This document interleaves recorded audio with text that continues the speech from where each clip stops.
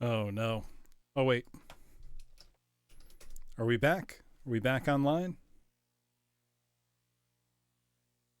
Okay, we're back. Bummer, that's going to break the VOD up into two parts.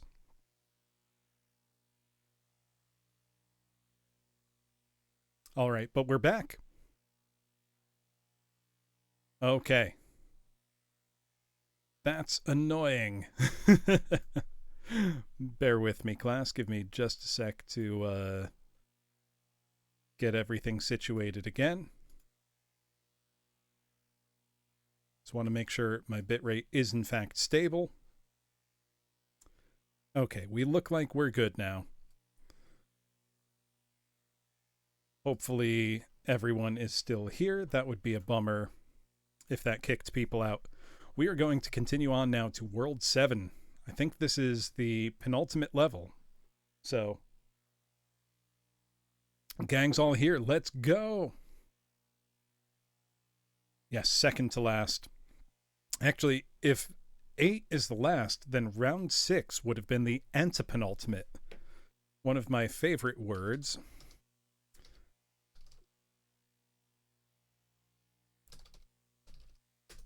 That I've just put in the chat now because it's a good word. Oh, God. Got a guy in a hockey mask. That's an aggressive start. We've got a thing saying first floor.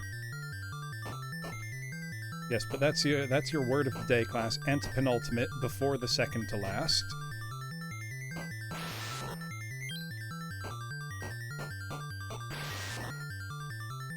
Right. Oh, this is floor by floor. Good lord, that thing's fast. I'm just gonna avoid these guys. They do not look worth engaging. Why can't any of these ghosts be friendly ghosts like Casper? Oh, I'm burnt now. Let's go through the door and see what's there. I'm Royce. Let's see, Royce, are you here? Are you in the chat? He's not. That's all right.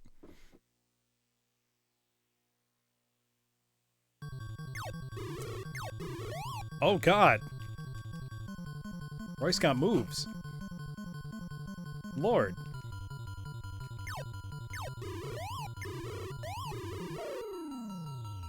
That was alarming.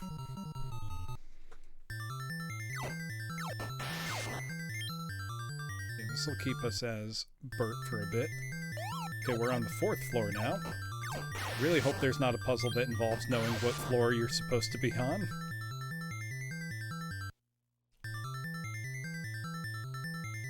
We don't have the key yet, so we're just gonna plow on through here.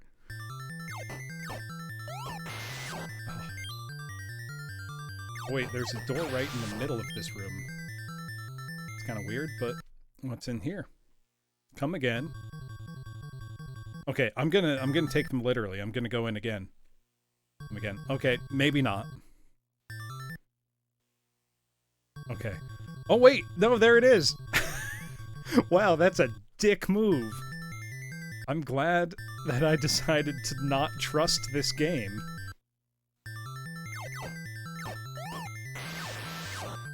Okay, 8th floor. Let's go in this door.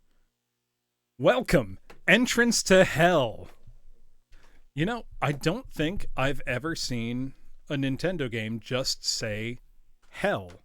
Or not Nintendo, this was made by Bandai, but game on the NES say Hell. That's quite something.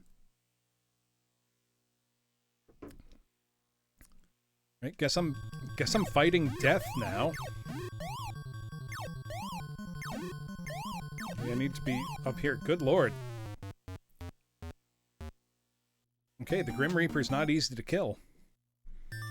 That shouldn't come as a surprise, but, you know. I thought the Grim Reaper was a live streamer. For any Mori fans out there. Speaking of, I finally got email confirmation from Geek Jack that my Calliope Mori birthday goods set that I ordered back in March or April, or whenever that was, has finally shipped. I have been dying to get that vinyl record of Your Mori since it was announced. And that was the only way to get it, so I have been waiting that whole time for that record to finally ship. I mean, I'm glad I finally got confirmation, but, like, what was the holdup, man? It took months. Not just months, like 6 months. And I mean, I've ordered stuff from Japan plenty. It has never taken that long. Granted, it's also never been during a global pandemic, but still. Kind of wild. Okay, Royce. I don't like Royce here. He scares me. At least he's not hard to kill, but... Too many simps for the guh. Probably. I mean, I wouldn't consider myself a deadbeat, but I did make a barbershop cover of Red, so I don't know if I get to... I don't know if it matters what I consider myself. I wouldn't say that I simp too much for any one Hollow member in particular. I find all of them actually very inspiring in their own ways. So they've all got different talents and work very hard in their own fields.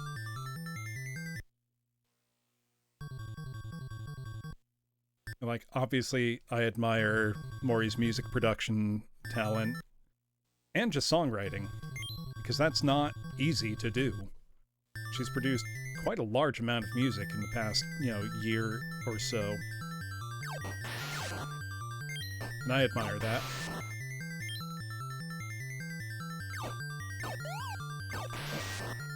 There we go. Actually, thinking about it, all of the Hololive members of whom I've made barbershop covers, I admire in one way or another. So, like, for, obvious reasons, like, I find, Suisse is one of the best singers in Hololive, so it's a pleasure to cover, her songs. Hachima, I think, is absolutely one of the most creative members of Hololive.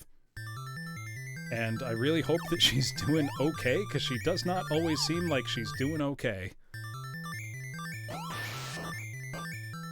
Yeah, exactly. I feel bad when they get, antis, because no one deserves that, The best course of action is if you don't like what someone's doing, just don't say anything. Like, it costs you nothing to not say something.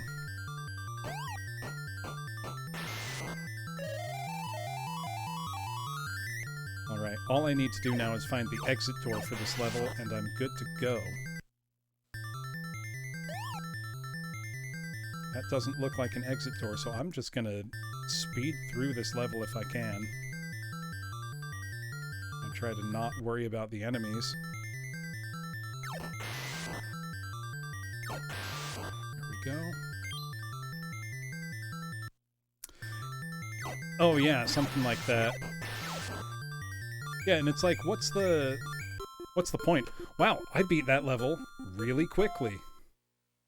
Alright, I think we are now moving on to the last level class. Let me write down this password. Then we will be good to go.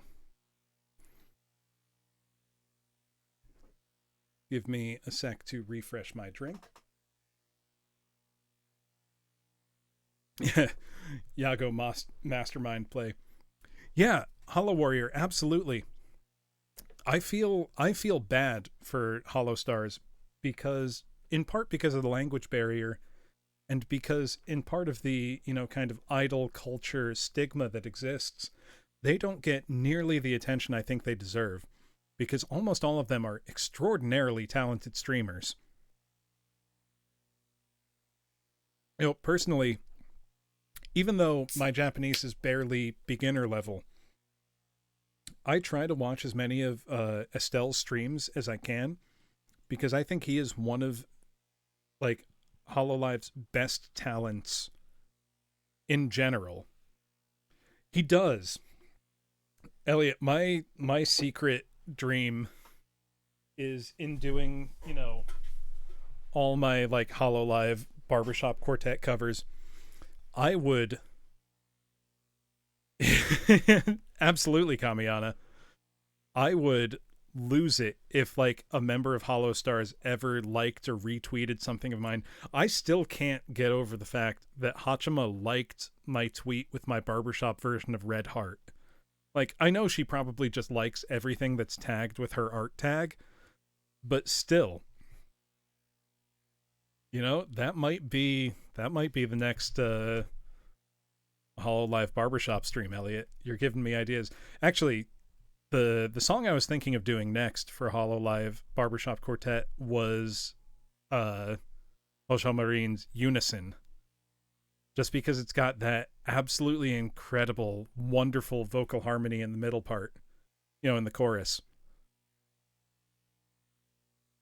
And I may or may not have been listening to it at like 25% speed and transcribing it to get the harmony right. Excuse me. But monologue in a row would be good. Really, there's so many good original songs in Hololive. Singing each part. Yeah, exactly. I mean, that's pretty much what I do.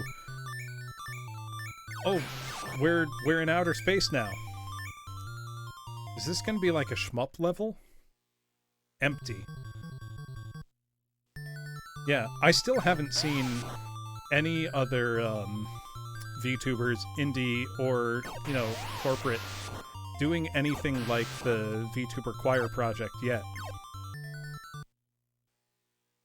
Face my wrath. What the hell is this guy? We've got big eyeballs in the background. Oh, the empty room had boss music super upsetty because all the boss rooms have the same music, as far as I can tell. But look at this guy. That is super gross looking. Yeah, they've all got the same music.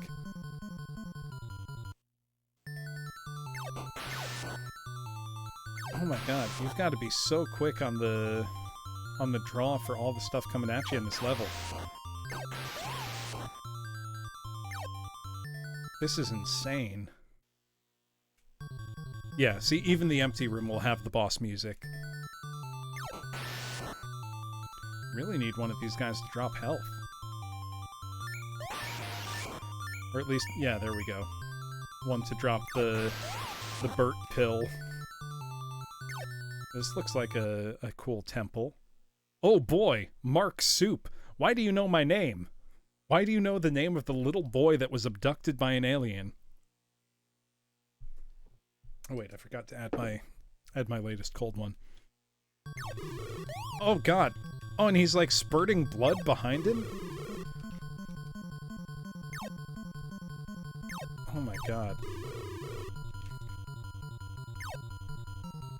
Oh. Come on. let me get some time. Good lord. This is insane.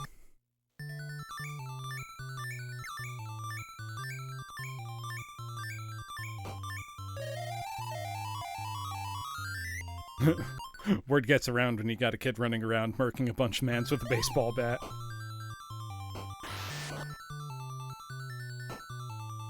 This is bonkers. Oh, no, we're dead. Oh, I wondered for a sec, is that a real constellation? But I don't think it was.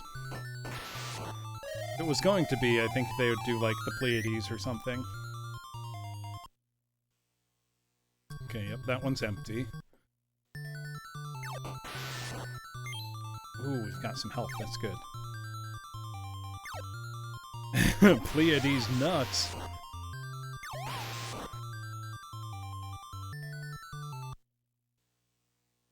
I do wish that I lived in a part of the US that had a better night sky.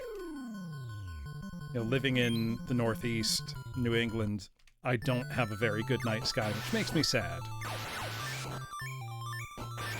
That's something that I miss, you know, getting to look up and see, you know, a bright sky. Because I remember as a kid there was less light pollution than there is now. Not by a ton, but like a noticeable enough amount. Because I distinctly remember as a kid being able to see the Milky Way on, you know, a good cloudless night. Not so much these days. I've been to places in the world where there's very little light pollution, and the night sky can be so incredible that you can't see the constellation for all the stars. That's a special feeling. Oh boy, Mark Soup. I don't think I'm making it past this guy. He's so quick to turn around. My projectile doesn't go far enough. Nope, I'm dead. It's really tricky starting the level not as Bert. There we go. Okay, so the first one is nothing. We'll pass that. We'll avoid this constellation spitting projectiles at us. Preemptively send some shots out to keep us safe. Can those witches be killed? Apparently not. Okay, this is Face My Wrath guy. Who just spits projectiles out at random, it seems like. Speedrunning this game must be an absolute nightmare. Like, I can't imagine. Okay, I really need more Burt juice here. Yeah, this game is already a nightmare. It didn't need the help. Okay, that one's empty. I really don't want to be just Mark here, though. Can one of you give me a Burt pill, please? At least the music is good. That's one thing, you know, at least throughout this whole game, the music has all been really good.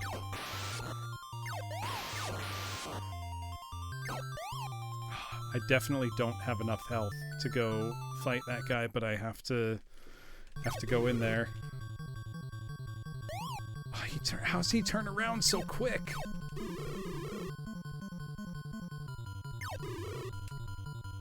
That's the thing. Then I'm afraid to let myself get low enough to shoot at him.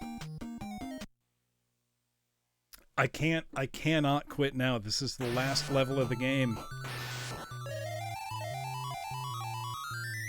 You know, it's like I've never been this far. I'm committed at this point. I need to win. Do you know that feeling, class, when it's like, I mean, the technical term for that is sunk cost fallacy. Where it's like, I can't stop now, I've invested too much. But in this case, it's like, you know, I've had this game since I was a kid, and I've never been this far. I can't stop now, you know?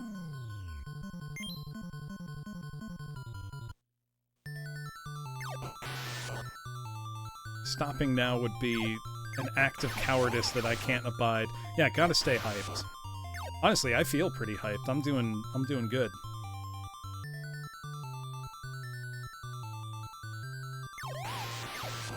And I think, maybe surprisingly, you know, I don't think my reflexes have been hurt by the cold ones. I'm doing pretty good. You know, we're feeling loose. We're feeling good. We're gonna, yeah, there we go. Just gotta blast that guy. They don't have that much health. So that's 2 boss characters down. I think one more, and I'll be able to get the key and leave the level, presumably. Unless there's a final boss fight somewhere. Amazed I managed to dodge all those projectiles.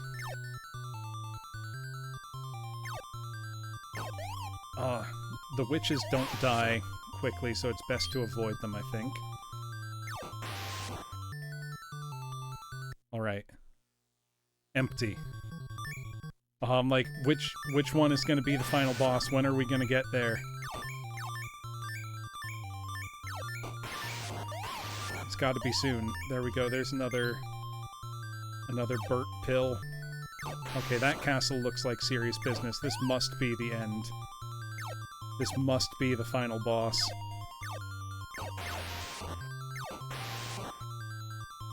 Oh no, that's the ending. I think that's the door I need a key for, but how...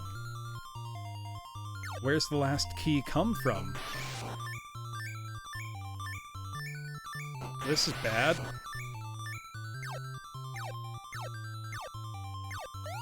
Do I need to kill a witch?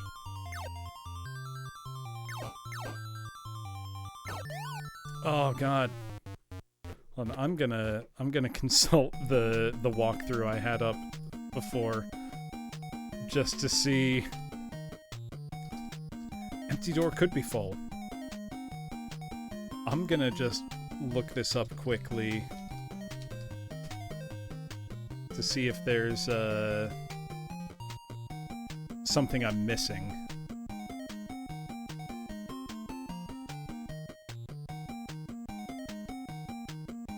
Let's see. Round 8, Dark World Heaven's Castle. Oh, I can go left.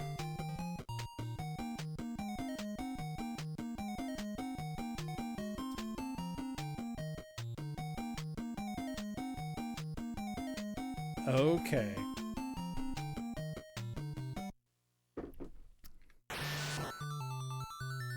I see. Unlike all the other levels in the game, I can go left from the start here. Watch out, baby. Okay. I think I got it. Yeah, hit him in the head. Oh, this sucks. It's a cool looking boss, but good lord. Okay. So I'm gonna first try to get the, yeah, Burt Juice, exactly. And then I'm more maneuverable. Okay, so that would answer why I didn't have the key after clearing those rooms. A little sneaky of them to have an enemy that starts on the left. After the whole game not doing that. Oh, he's still very difficult. Because his whole body hurts you. Oh, this isn't great. Okay. That guy drops the Burt Juice. I'll need to find someone who drops health. Really want to kill one of those witches and see what they drop, but we're gonna have to go with this. Oh my god, he's so fast!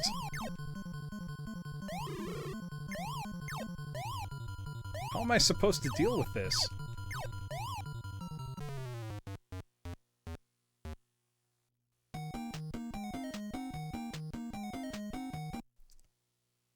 You know what? I'm gonna try it just as Mark and see what happens.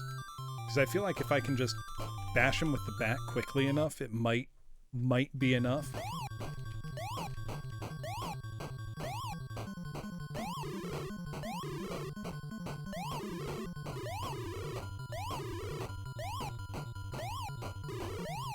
Nope. Oh, this boss sucks. Okay, that'll give me the Burt pill. Forget a red pill or blue pill. I'm all about the Burt pill. If your pill can't turn me into a flying alien, I'm not interested. How's he so fast? How the hell are you supposed to beat this? I think I was doing better just as Mark. This is ridiculous.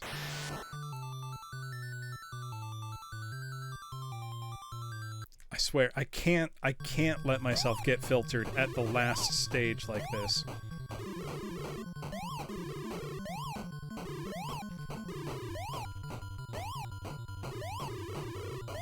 Oh my god. Okay, I think being Mark is the way to go, but this is awful. Like, this is straight unfun. Like, rest of the game's been okay. Thank you, Kamiana. I'm gonna do it, don't worry. Well, that went worse. Look, if I can get through some of those Doom maps you've all seen me get through, I can do this. If I finished Bloodstain on Pistol Start on Ultraviolence, I can do this.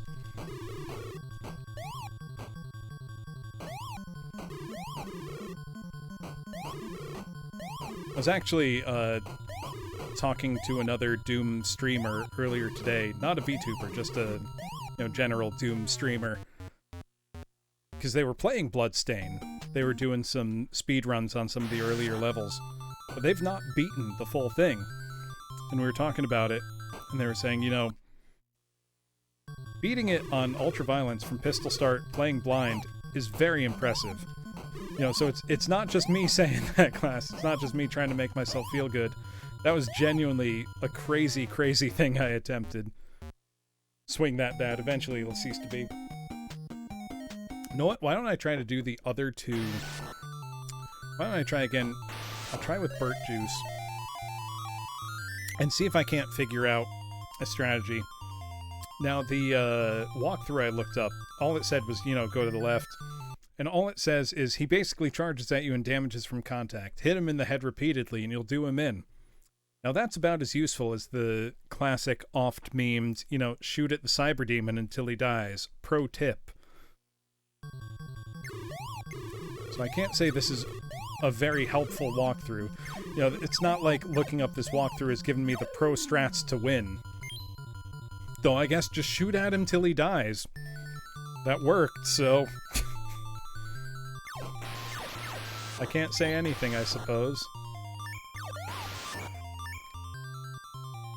There we go, so that room's got nothing. Avoid the constellation shooting at me.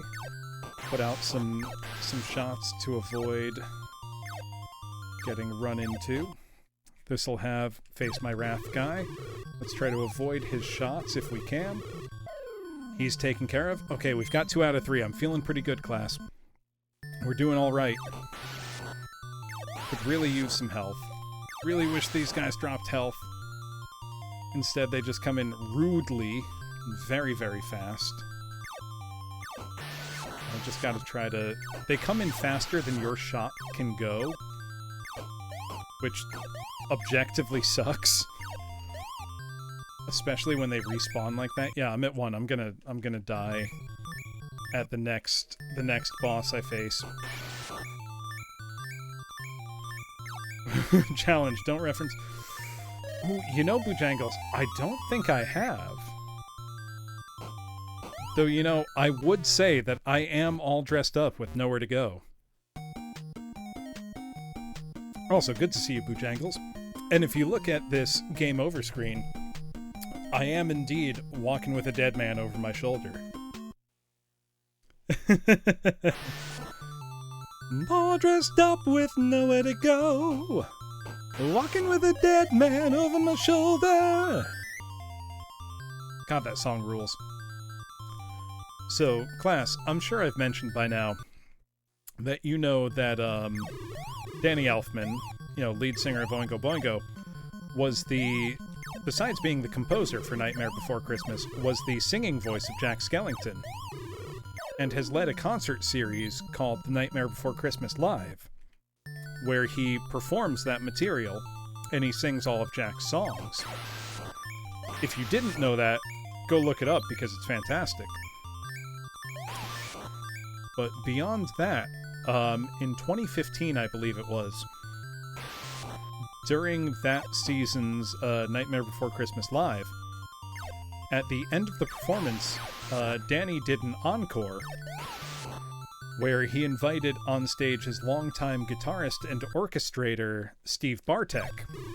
Steve Bartek was the arranger for all of Elfman's film scores, but more than that, Bartek was the guitarist for Oingo Boingo from, 1979 to 1995 when they, gave it up. And it was on Halloween night 2015, 20 years to the day after Oingo Boingo's final performance. They performed Dead Man's Party for the first time in 20 years. And it's spectacular. He hasn't lost anything. Oh, I'm getting rolled by this boss. The reason Danny Elfman left Oingo Boingo and disbanded was actually because of his hearing. He was experiencing, in his 40s, significant hearing degradation, and he didn't want to risk the rest of his career as a musician and composer to hearing loss. So he decided, no more being in a rock and roll band as, a front man, as a lead singer.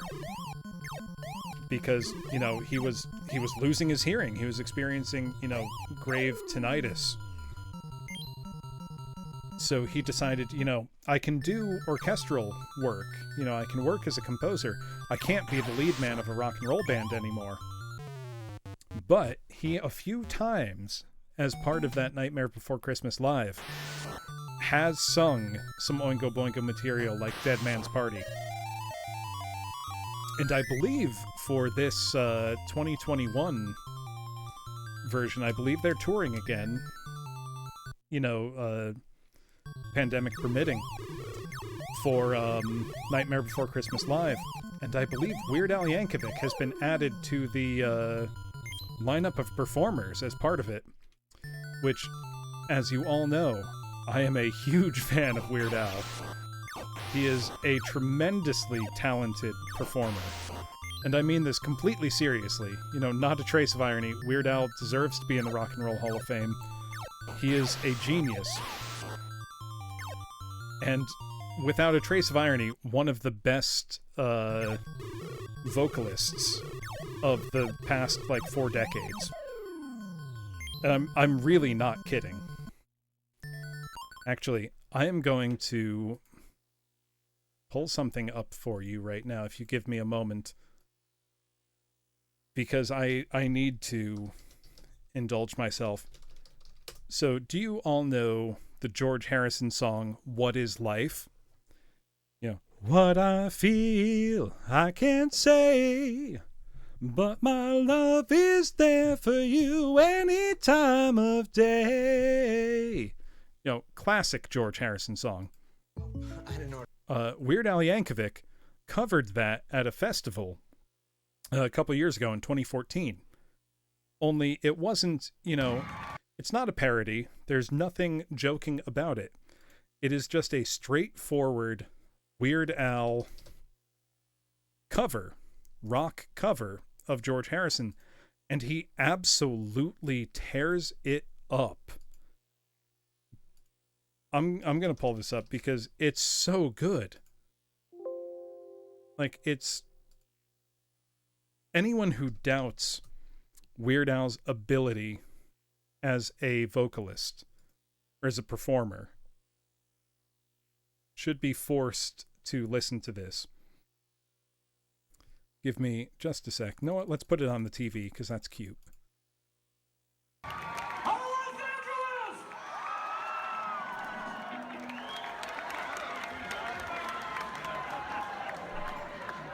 So just listen to Weird Al when he's going all out, not as a parody artist, but as a vocalist covering a song he loves.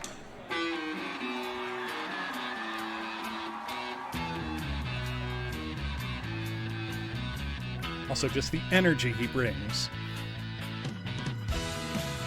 Look at that kick. Look at him go.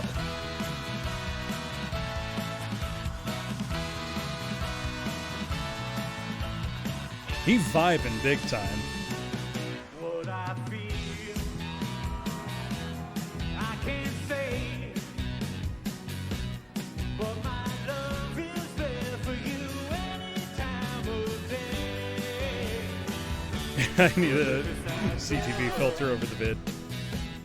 That you need, but I'll try my best to make everything. But do you hear what I mean? He's not taking this like a joke. Tell me what is my life without your love?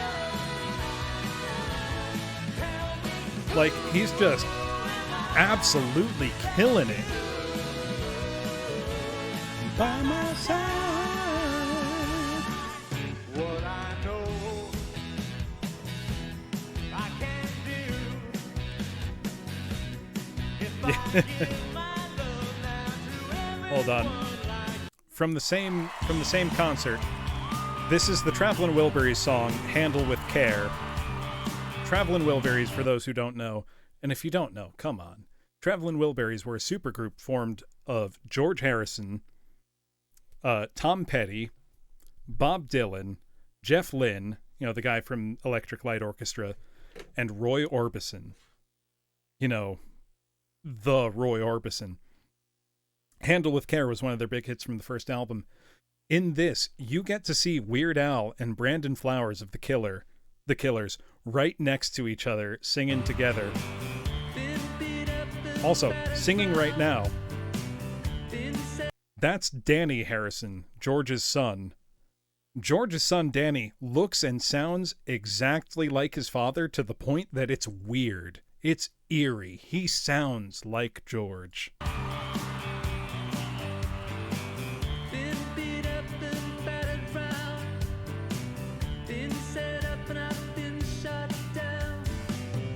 He may as well be a clone. Handle me with care. Reputation's changeable, situations tolerable. Oh, baby, you're adorable. Handle me with care. I'm so tired of being lonely. I forget who this guy is, but he's doing his best to be Roy Orbison, but no one's Roy Orbison. Okay, here's Weird Al. Weird Al and Brandon Flower on the same mic. There you go.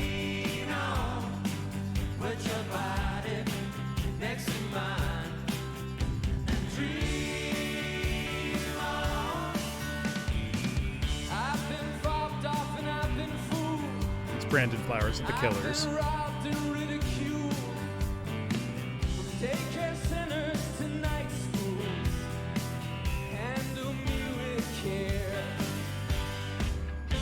And you just know that people like Brandon and Danny Harrison grew up listening to Weird Al.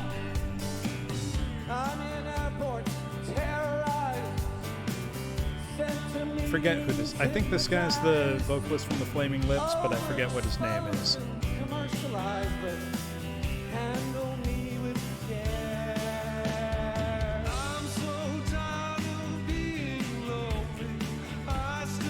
Also just a great song. I mean, I'm a huge George Harrison fan, if you couldn't tell.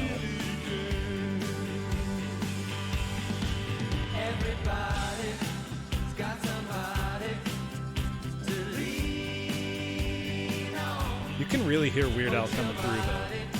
Dude's such a talented vocalist.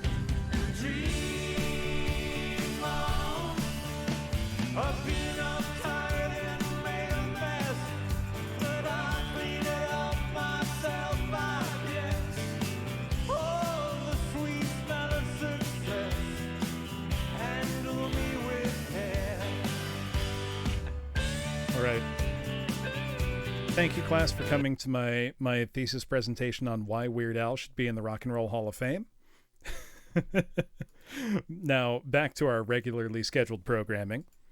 We're going to go back to Monster Break. He should, Kamiyana, and I mean that without a trace of irony. He 100% deserves to be in the Rock and Roll Hall of Fame. He has had a platinum-selling album every decade from the 80s to present. The only other artist who has done that.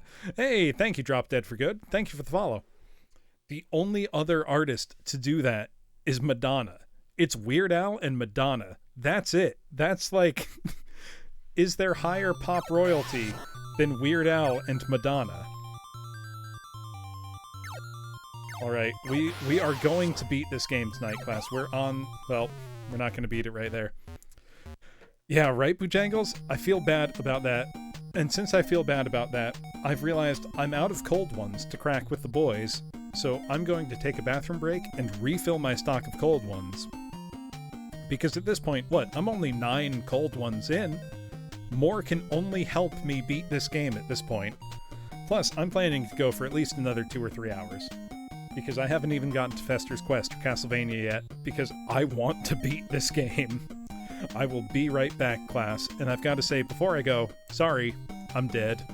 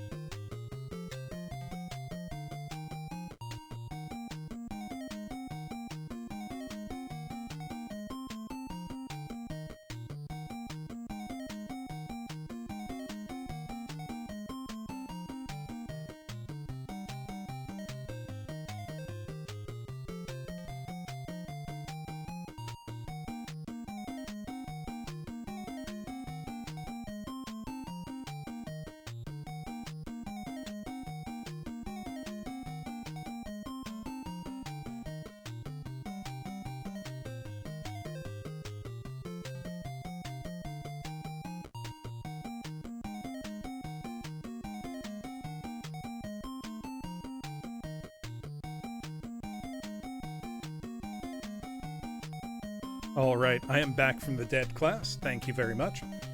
So I realized, so we're at 9. I've just poured myself a new drink. There we go. All right, thank you all for bearing with me. We're gonna beat this game. Thank you, Kamiana. We are going to beat this. Damn it, Kamiana. Actually, so I have not sipped the one I just poured into a mug. Is it all right if I chug the one in a mug instead of cracking a fresh one?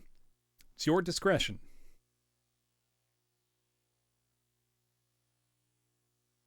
All right.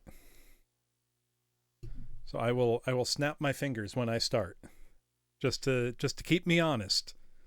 And then I try to put my throat near the mic so you can hear the genuine chug ASMR. Which, if you hate it, please tell me, class. I will stop doing chug ASMR. But, barring any extreme negative reaction to it, I think it's funny. So.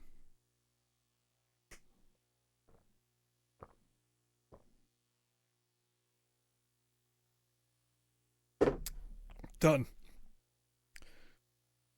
Boy, it's a lot faster not needing to be in a can. Ooh. Refill the mug while I'm at it. 6 seconds. That's about my average from a cup instead of a can. Now, class, I do have 2 ideas in mind for drinking streams. You heard the drinking better than the snap. That's fair. So my ideas for drinking streams. These would both involve either other VTubers or viewers. Whoever you like. A shoey. What is a shoey, Elliot? Because I'm wondering, I may have and not know what it's called.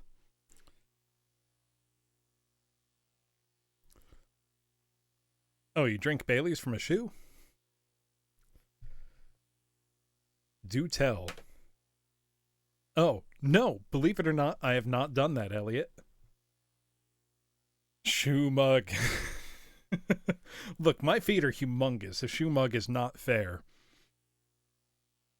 I average a 13.4E in US sizes. That's a big shoe. Oh, no, I do have a boot, though. A drinking boot. That holds about a liter of beer. You've heard me drink from that on stream, though. I did that in the last Cruelty Squad stream when you all redeemed like 10 drinks at once. I just filled that 3 times and drank it. What was I thinking? No, for, I've not drunk out of many exotic vessels. Mostly just regular... You're welcome. Size 12 over here. Clown Bros, rise up! Yeah, Bojangles. I'm like right on the cusp of whether I can find my size in a store or not. Because I'll find 13s, but I can't find 13 wide. It all depends on the shoe. Okay, Atropa, do you mind if it's from a mug or do you want a fresh can cracked? It's up to you. Because I've got one that is unmolested in the mug. Okay, we're going with mug then. Because this is my most favorite drinking mug. It is the classic Game Room Insert Beer Output Fun Beer Stein, or Stein, if I'm going by German pronunciations. All right. Gotta steel myself here.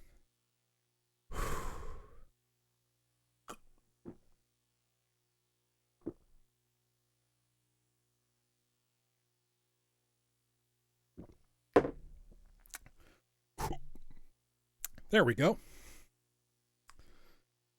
Frankenstein. Or really it would be Frankenstein. Because in German, the second vowel is the one you pronounce, generally.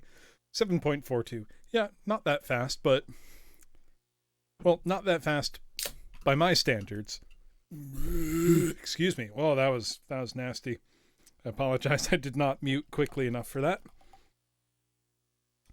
We're getting to the unrestrained. Thank you for the botchies.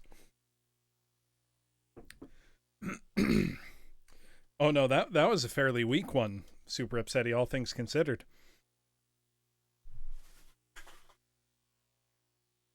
Into the compilation it goes. You know what? I would be flattered, Boojangles, if I made it into a VTuber Burps compilation. That means I've made it.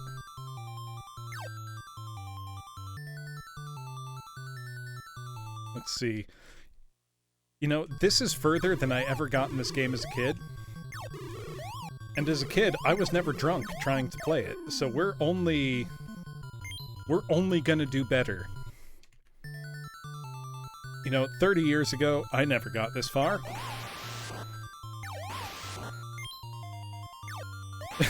Sure, I wasn't. I mean, unless my parents were giving me fermented apple juice and not telling me. What's the slogan for Guinness? It's good for your health. Excuse me, trying to stealthily burp and it's not working very well. Oh, this guy's gonna kill me. Yep, that guy killed me. Oh, I think it's the last level, and then we've got the boss. I can't stop now. You know, I need to beat this. You know, since childhood, I have had this game and have never beaten it. I've never even seen this stage before. I think the next game that's like my personal white whale that I'll need to beat on stream is going to have to be Yo Noid. Now, how many of you know who the Noid is? N-O-I-D. Who else is a boomer in the audience and remembers the Noid? Or at least knows of the Noid through modern memes. Does the Noid actually show up in The Simpsons? That upsets me. Oh my, this boss is some shit. Yeah, so for those not in the know, the Noid was a Domino's pizza mascot in the late 80s and early 90s who... his whole shtick was that if you ordered from Domino's, you would avoid the Noid. Noid being short for annoyed. Meaning, if you ordered from Domino's, you would get your pizza in 30 minutes or less, and it would never be cold, it would be hot, it would be good. Family Guy has Adam West brutally beating the Noid to death. I need to look up that clip. So basically, the Noid was this whole mascot. You know, he'd try to ruin pizzas by crushing them or making them cold or something like that. And the whole point was you ordered Domino's so you would never be annoyed. Now, I live in I grew up in one of the best places for pizza in the entire country. Domino's was never something I had as a kid, but you're aware of Domino's. And as a kid, I had Yo Noid on the NES, which was a Capcom platformer, which was, I think it was like Ninja Jajamaru-kun in Japan, but it was reskinned as a Noid-themed game for the US. Now, it's not a bad game at all. It's quite high quality. The graphics are attractive and colorful. The music's good. The control is generally good. But it's got a few really frustrating design decisions, like platforms that move up and down but also have an icy surface and are slippery. It's just an annoying game like that. But you're playing as the Noid. I couldn't tell you what the story is. You're the Noid. Who cares? Fuck it. It's a licensed platformer and it's 1992. What do you want? But I could never beat this game. It always, I could beat Super Mario Brothers 3. I could beat Castlevania. I could beat Punch-Out. I could beat games that were way harder than Yo Noid. But I couldn't beat Yo Noid. I never beat Yo Noid. Fast forward to undergrad. In between, classes, in between semesters, during the school year, all of that, I worked for, thank you, Atropa. This is an important link for me, personally. But, while I was attending undergrad, I worked for Domino's Pizza as a delivery driver, which is not a bad job, believe it or not. Yeah, exactly. It was a Doki Doki Panic reskin situation for that game, Kamiyana. And, just like Doki Doki Panic, it's a good game. You don't need to worry that you're getting some, shovelware kusoge. No, it was a perfectly fine platformer. But, fast forward to undergrad. I'm working for Domino's. I come home one day after a particularly unpleasant night. Some nights are great, some nights aren't. Came home and I looked at the shelf with my NES games and I saw Yo Noid on the shelf taunting me, and I realized I didn't do it. I couldn't avoid the Noid. He got me. I'm working for Domino's. I never beat his game. He got me. And I just gave that cartridge the middle finger while taking off my Domino's shirt for the night. And I've still never beaten Yo Noid. So I will have to, one night, on stream, put Yo Noid into this Nintendo, into the NES right here, and I will need to play it until I beat it. And it's not an easy game. It's a fucking hard game. It's not a bad game either, but yeah, Yo Noid stream coming soon to a Twitch near you. Look for it in November or December, and I'm not kidding, Super Upsetty. Especially because the capture's working pretty well, I think. But that could be like a 12-hour stream. I don't know. Like, maybe it'll be easy. Maybe it'll be 2 hours and I'll become a top Yonoid speedrunner. I can't imagine it's a competitive category. I can't imagine anyone wants to play Yonoid. Though I did see that a Yonoid 2 got made somehow, like a fan game. And it's an offense to my existence that that game exists, that a Yonoid 2 can exist.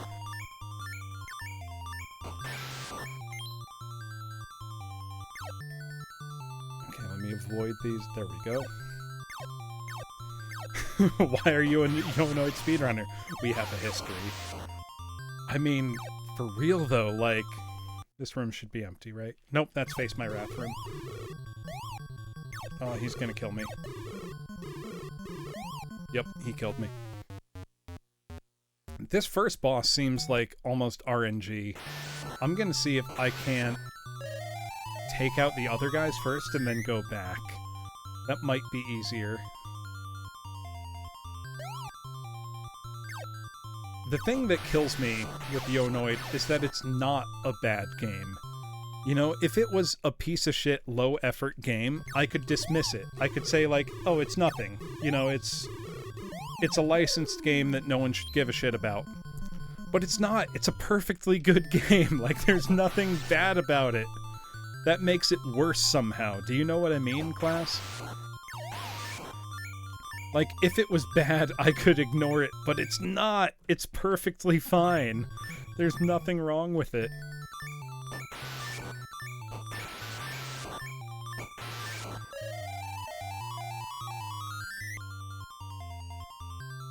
Aw, shit. I'm fucked now. Do any of you have, like, a personal nemesis game like that? Whereas Yonoid is I'm confident in saying Yonoid is my personal nemesis game. There's no other game that makes me as upset as Yonoid. And it doesn't even, deserve that title. There's games that have made me more frustrated, but none that have left as much of a mark on my soul as Yonoid. Like, Yonoid is imprinted on my very being. Oh, what games have you played for over 24 hours without beating Super Upsetty? Because I'd be very interested to know. I mean, there's some games that just take longer than 24 hours. Oh, okay. Yeah, Skyrim, I feel like Skyrim doesn't even count for that, Because it's the kind of game you can just play for as much as you want, No, Skyrim can be a 2-hour game almost.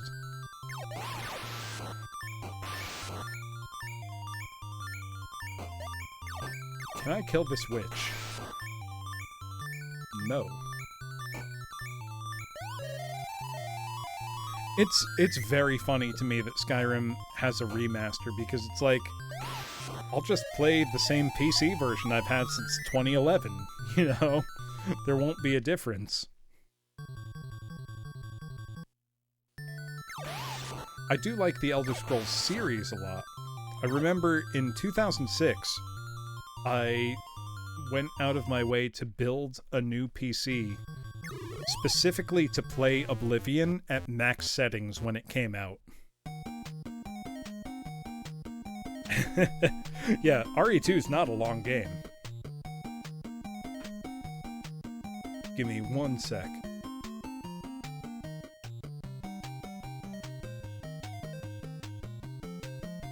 Oh yeah, Bojangles. Donkey Kong Country is not a trivial game. I'm gonna be honest, Donkey Kong Country, I'm pretty ambivalent on the series. Like, I think the Super Nintendo ones they're fine, they're pretty good. It's not until you get to Donkey Kong Country Returns on Wii and Tropical Freeze on Wii U and Switch that I think the series is really good. Like, I think Tropical Freeze and Returns are fantastic. But the Super Nintendo ones, I think they're just good. Like, they're not extraordinary. They could be better.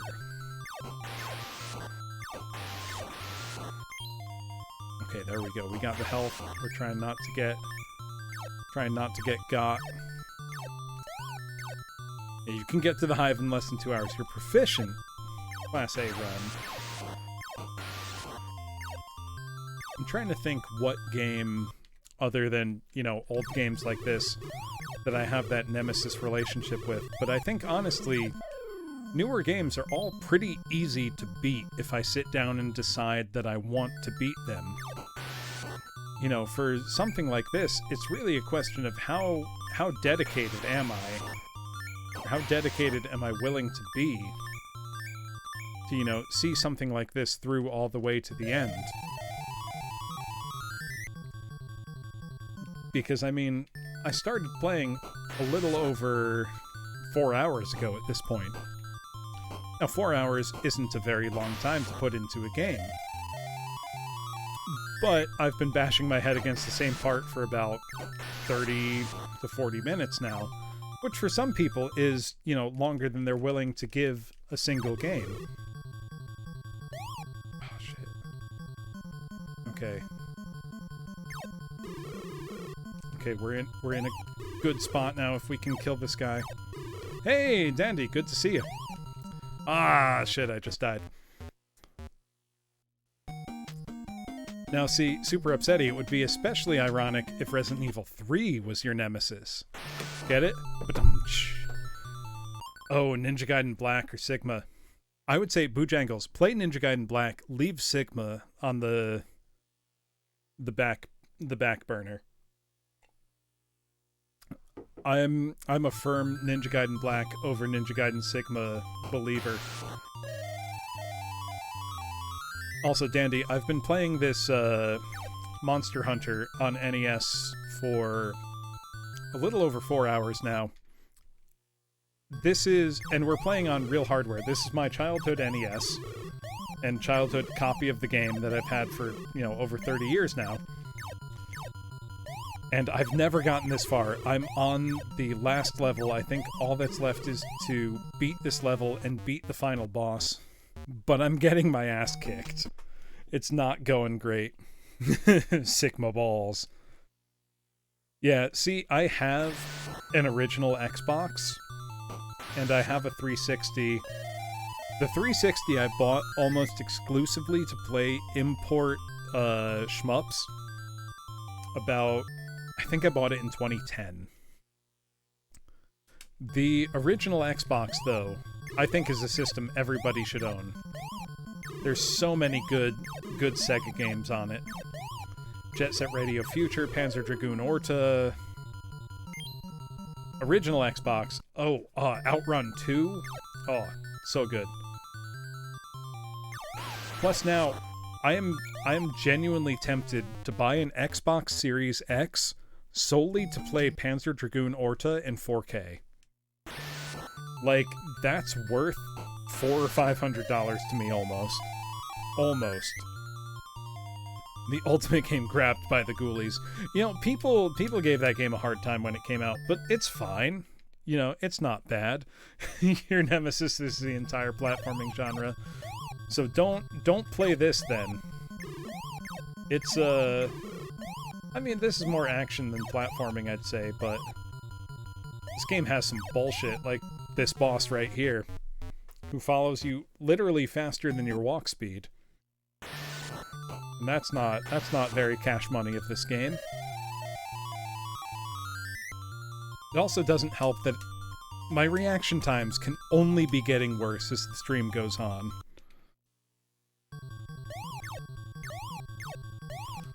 Couple that with the lag inherent from the capture solution. Oh my god, I hate this boss so much.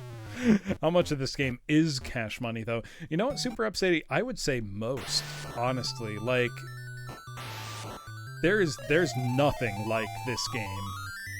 And I mean that mostly in a complimentary way. Okay, we gotta kill the dragon in this church, who just says, "Watch out, baby!" Okay. Oh my god. He moves in such a tight circle that literally left or right doesn't matter. God, I hate him. Oh Bojangles, that reminds me a lot. A buddy of mine got the 360 day one, went back to his dorm room, and we were playing Perfect Dark Zero, which is not a great game, but it was one of the only high-profile launch games that had multiplayer. So we were playing Perfect Dark Zero, and within 2 hours, he got the red ring, and his system wouldn't start up. He was so mad. I mean, I was laughing, because what else are you gonna do? Like, the system that he waited in a line at midnight for is dead. Yeah, like, I mean, what else can you do but laugh? I mean, he got a replacement. He got a full refund, and then the replacement 360 was good for, you know, all the rest of undergrad and beyond, as far as I know. But, man, it made us... I mean, it was funny in the way that, like... You know, when bad things happen, it is sometimes funny. Because if you have any reaction other than humor, like, it's too upsetting. It was like that. You know, where laughter was the only option. Okay, so we got past the first boss. There's 2 more we need to get through. And we need to keep the Burt power up. This guy's got a completely random pattern that's almost impossible to dodge. Okay, but we got a health... Okay, this is the best shape we've been in a long time. Get through these guys. We need another Burt pill, like, ASAP. Okay, that's empty. Oh, wait. Oh, that wasn't a Burt pill, but it gave me a little health, so that's okay. Can one of these be a Burt pill, please? For those just joining, a Burt pill is what turns me back into that flying alien instead of this little boy with a baseball bat. There we go! Okay, okay. Okay, this is the best chance we have had in like an hour. So we need to kill this pharaoh head that says, "Oh boy, Mark Soup." But we need to be very careful because he's super duper fast about his turning around to kill you.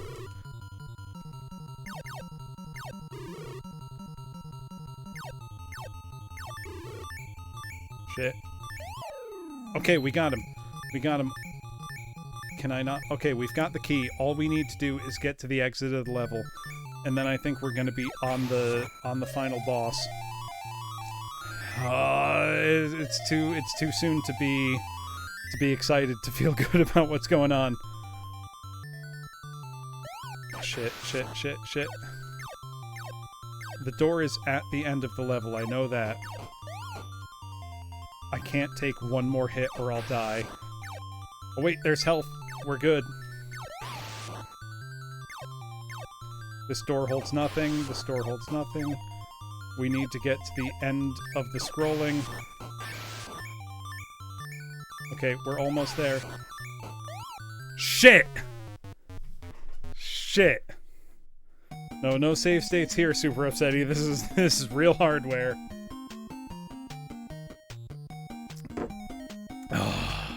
Big feels. I gotta take a deep sip of my drink there. Not like this. I feel you, Xavier. It's alright. We know what we're doing. We are gonna beat this game tonight. There is no other option. I don't care if I don't get to play Fester's Quest or Castlevania. We are beating Monster Party tonight. I've never beat this game. I've owned it for over 30 years. I need to beat this game. Also, I will need to immediately text my older brother, "Hey, I finally beat Monster Party," because neither of us did as kids. And that will feel special. Getting to be like, "Hey, look what I finally beat," after, 30 years.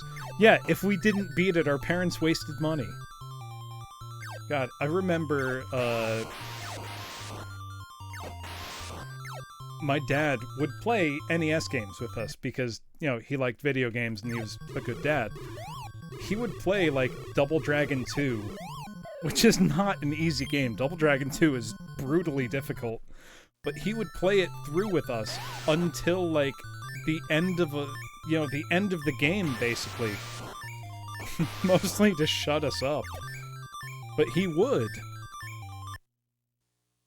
I mean, I've talked about it even this stream. My dad likes video games. He still actively plays video games.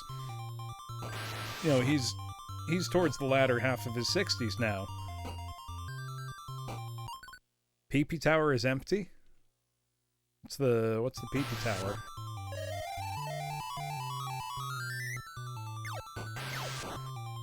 Am I forgetting something important, Super Upsetty? Oh, the tower I just went into. Yes. I gotta remember which towers are good and which are bad.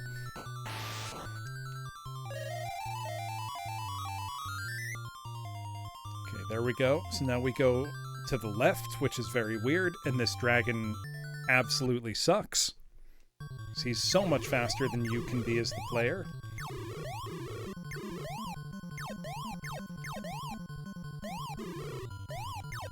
Oh my god. Thing is, his whole body damages you. I know I killed him, but this run's dead. You know, if I don't get it... Yeah, there we go. Because the guys coming from right to left on the screen are literally faster than you can press the button to have projectiles come out.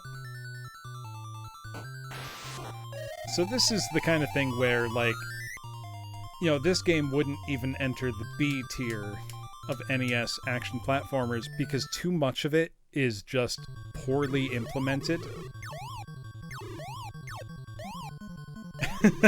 How have I not flipped the table yet? Because I grew up with this game, Dandy. Like, literally grew up with this game. Also, you see that count in the top left-hand corner? That's how many beers I've had tonight. And I'm not an angry drunk. I'm a happy drunk. Yeah, exactly, Boojangles. Like, it's all damage boosting. There's no other strategy. It's just spam hits as fast as you can. Which honestly doesn't work very well as a Bert. There we go. Okay, if I have 5 health, I can pick up some more on the way, and this is pretty good, but I need to start shooting it before even they're on my screen, because otherwise I literally can't hit the button fast enough to forestall them. Take a pause here to avoid getting hit by the constellation. Okay, I'm learning the strats now. I'm starting to get there. This one's empty, I think. Or no, that's Face My Wrath. Okay, this is the second boss. Got him. Okay. Crouched and spammed. Was he, Boojangles, was he Bert or was he Mark? Was he Alien or Baseball Bat Boy?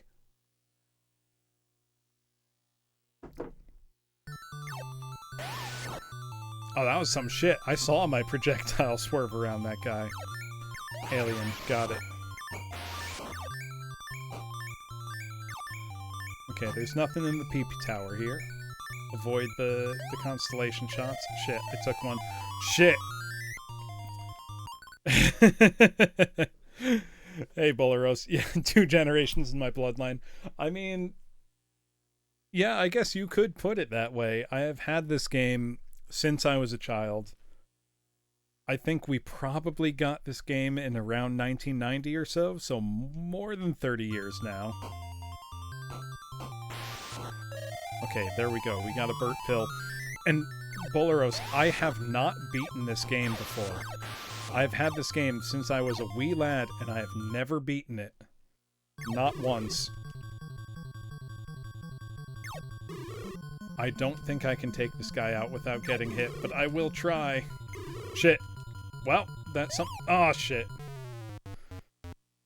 Okay, so Boojangles, you were saying, went into the left corner, crouched and spammed. I will try that.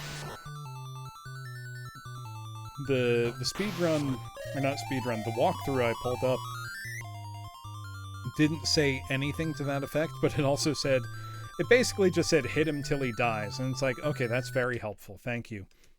So let me go into the left corner.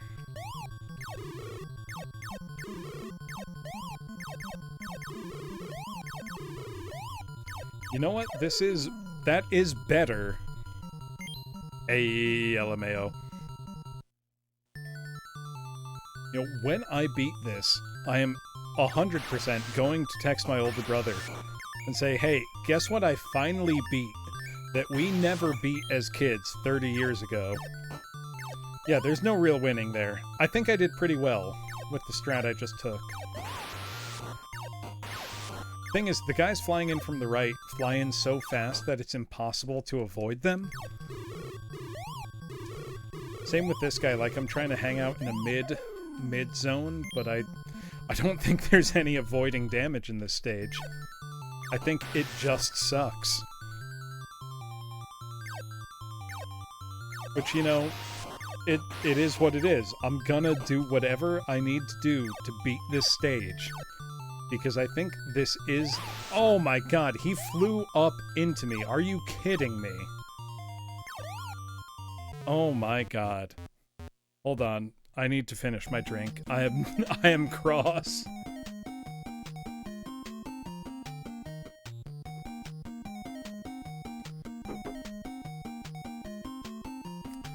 Cyclops, point blank, crouched and spammed. What'd he do for the Sphinx guy? Flying police sirens. I can see it. Okay, let's go back to the church. Let's go bottom left corner. Just crouch.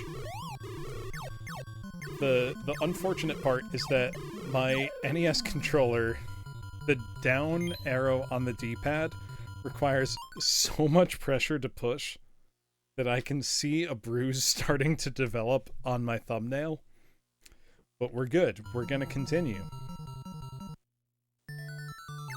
I am going to beat this game. Yeah, that is a lot of health for this boss. Also, oh, the game over tune is so chipper Boleros, especially considering that it's, you know, a field of blood and skeletons. So I'm pouring myself another cold one. Give me a moment, class.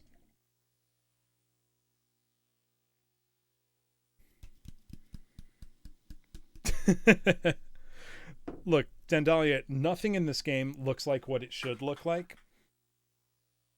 Once if I die on this run without getting to the final boss, I will show you what the first level looks like because it's literally unbelievable.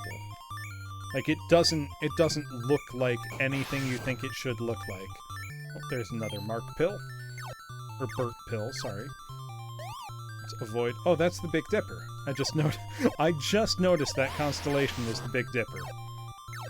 You'd think that would have been noticeable sooner. Stood in the middle, crouched and spammed.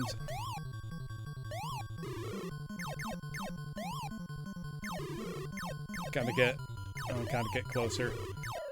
That didn't work.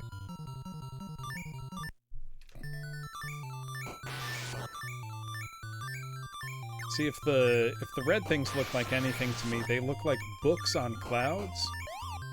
Yeah, that was not good. Okay, since I have the level ready with a passcode, since you just came here, Dandy, let me show you what the start of the game looks like. Point blank, crouch, and spam. That's good to know, Boojangle. Charging boss will stand in the middle and crouch. Got it. Whoop, sorry, the bag I set up just fell over.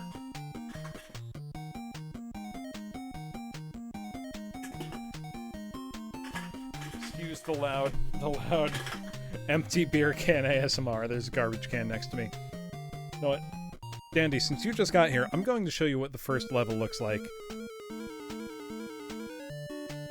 Yeah, right, Boojangles? I mean, I'll try to have the health to risk it. Drunk noise is just in earshot. So, first, take a look at what level 1 looks like. Dandy, we've got these, you know, bancho-looking Japanese teenagers as our enemies. Our first boss enemy we see through this door is clearly from Little Shop of Horrors. You know, like, feed me Seymour, feed me all night long. So, you know, obviously, you know, kill the boss enemy if you can. Not easy.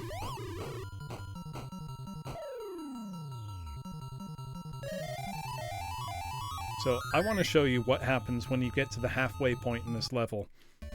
Because, so I want you to imagine for a moment that you're 5 years old. Remember how impressionable you were. You know, how much the media you consumed affected you. Because spoilers, it was a lot. When you cross the threshold in this level... Oh, first. Sorry, I'm dead. You think you're gonna have a boss fight, but nope. He's dead. I assure you, that fucked me up as a kid.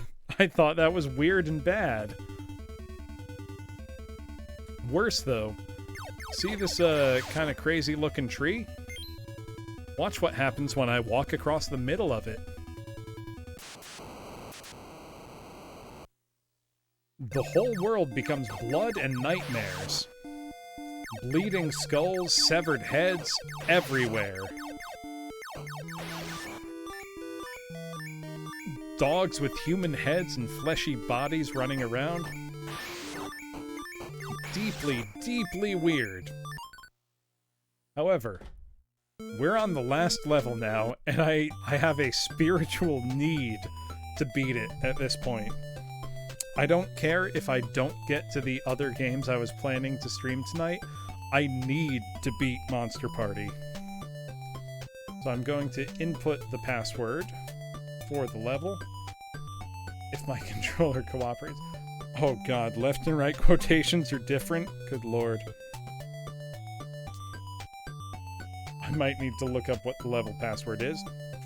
If you beat it, you go straight to hell. Look, I'm going straight to hell anyway. That's fine. Just cut out the middleman.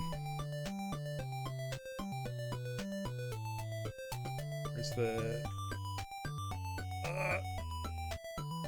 Doesn't help that the down arrow on this controller barely works.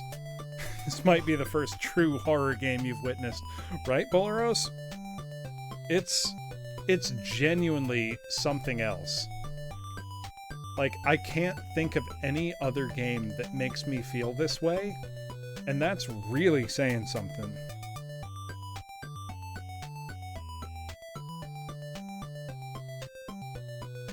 Oh, shit. Hold on. I thought I had the password right. Let me look it up.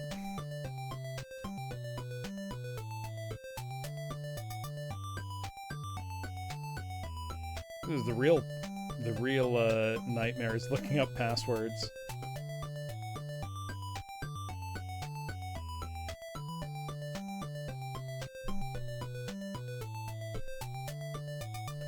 The classic quotation bungle, right?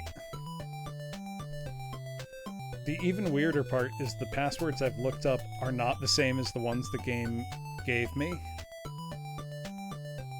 Hold on. I can't even press down competently.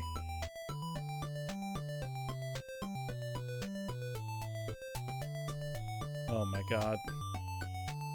Hold on, we're gonna delete the whole thing and try again.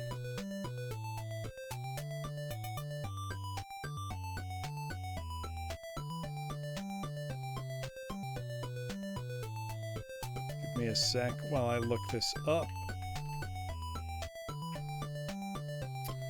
So, Dandy, I am drinking only the finest beer, by which I mean I bought a 30 of Rolling Rock, so I had plenty of beer to go around. I do, however, I do have better beer than that, if I would like. Yes, so Bojangles, this does have differences between NTSC and PAL, I know. Because Tane was in the chat earlier saying the European version of this game has a lot of the bullshit fixed about it. Which makes me jealous of Europe in this case. AZC. I'm just gonna... The hardest thing is pressing down on the D-pad on this NES controller, because it is quite, worn, let's say. And this is, of the 3 NES controllers I have, this was the one that was performing the best in my general usage tests. So I think I need to go out and buy some new NES controllers. Okay, hold on, we're gonna try this whole thing again. Okay, give me 1 sec, class. I'm gonna look up the correct passwords here. I refuse to be stymied on the last level. That's unthinkable to me.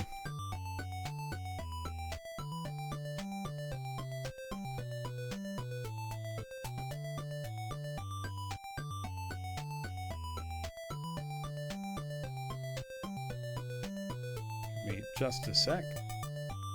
No, there's tons of types of games on NES Dandy. I mean, this assuredly is a platform action game. But there's lots and lots of types of games on NES. What do you mean, try again?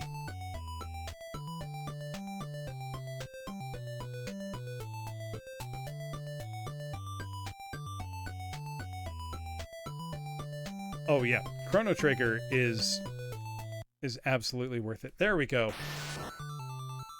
Okay, we're back. We're back where we should be.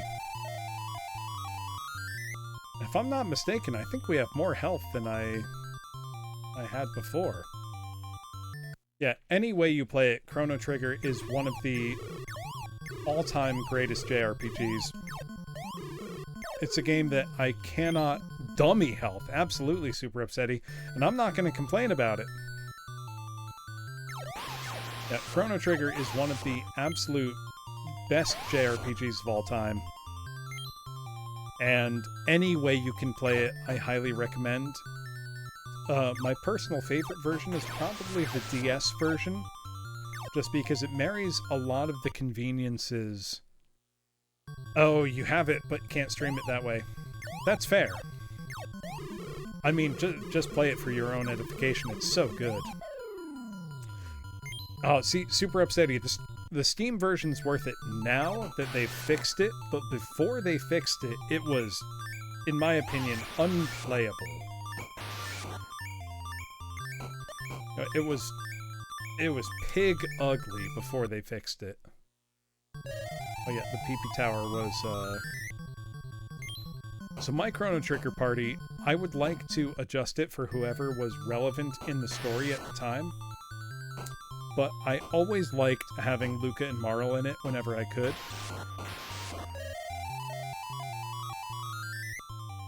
Oh yeah, absolutely, Bojangles. The new 3DS is one of the best systems Nintendo's ever come out with, in my opinion.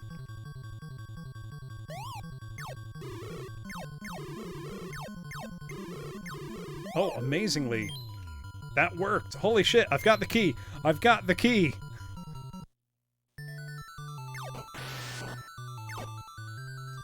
I just need to keep moving to the right now and I'll get there. I've got the dub. Don't say that, Super Upsetty. Don't say that. It's not true yet. Ooh, Marl and Isla are great.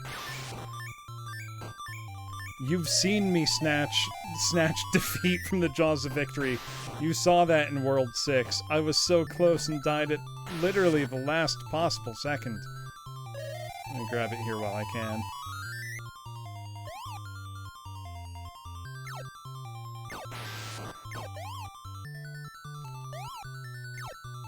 Did Man on the Internet... Oh, there's a Chrono Trigger musical. Holy shit. Holy shit. We finally cleared that stage after an hour and a half of trying. You beat everybody. Okay, this looks like the final boss. Before I fight the final boss, I need to pee real bad. I will be right back. Sorry, class. I'm dead.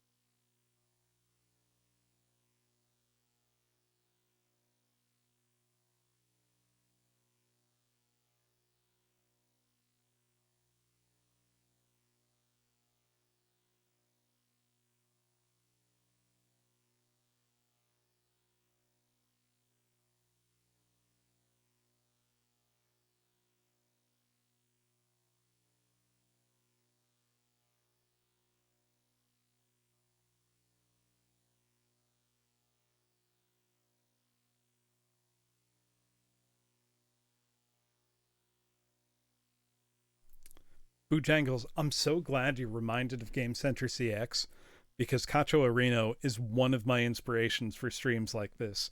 You know, I want to be able to match what he's doing. He's amazing. I mean, Areno's just he's so funny. I mean, he's not very I'm definitely better at games than he is.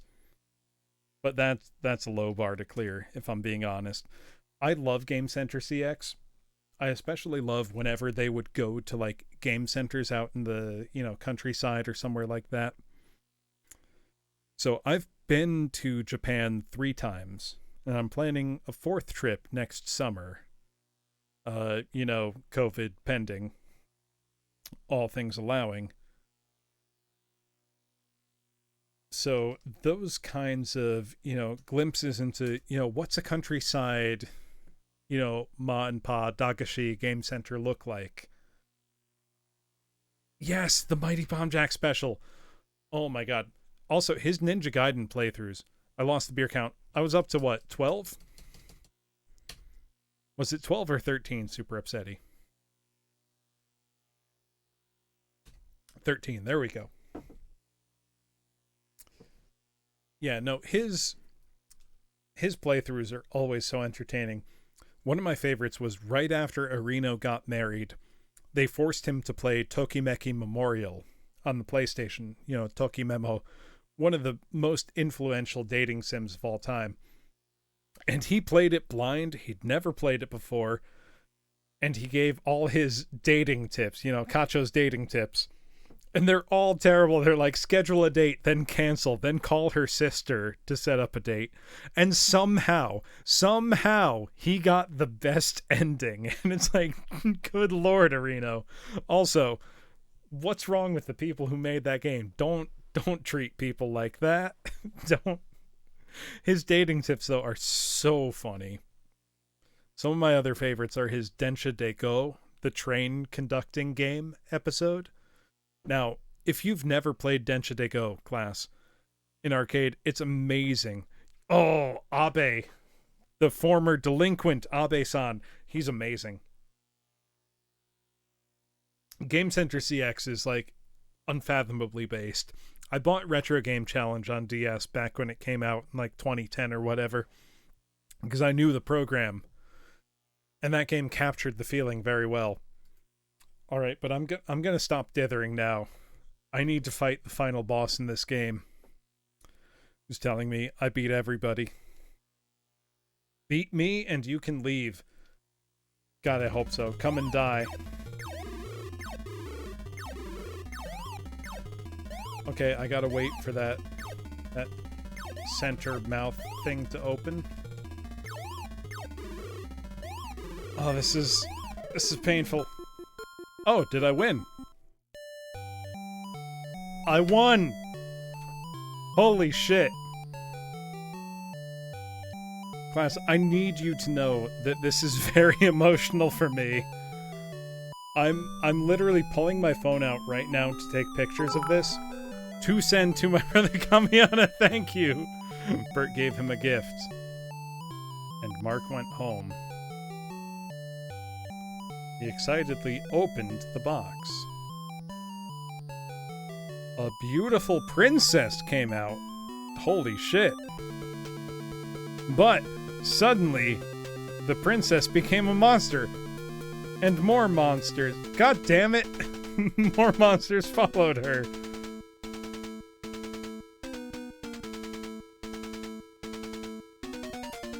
Mark was scared and screamed.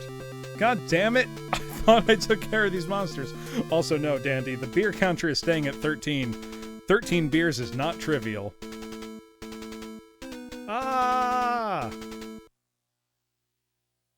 Oh, he woke up. Mark was awakened by his mom. You'll be late. It was a dream. We truly were the dead man's party.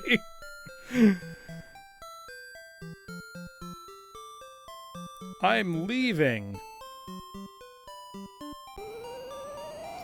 Mark opened the door. Bert was there.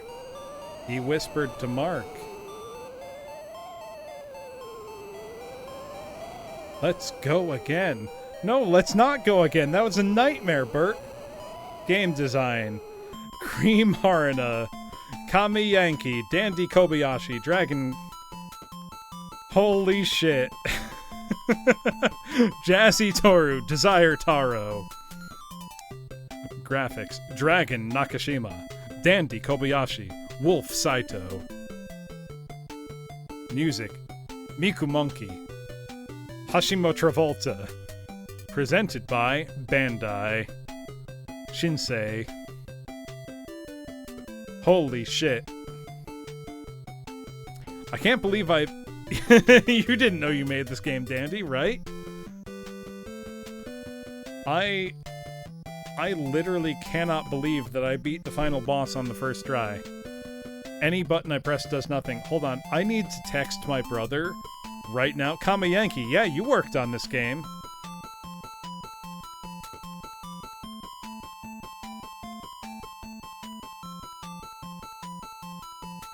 Hold on, I'm texting my brother right now. Holy shit, you'll never guess what game I just beat. And I gotta send him a picture of the clear screen, because he won't believe me otherwise. I mean, he knows I have our childhood video games, but... that's not the same as seeing the proof for yourself. Okay, I've just texted him. Sorry, Super Upsetty, you were not in the cast. I got a whole 2 ass VODs. That's true. Thank you, Dandy. However,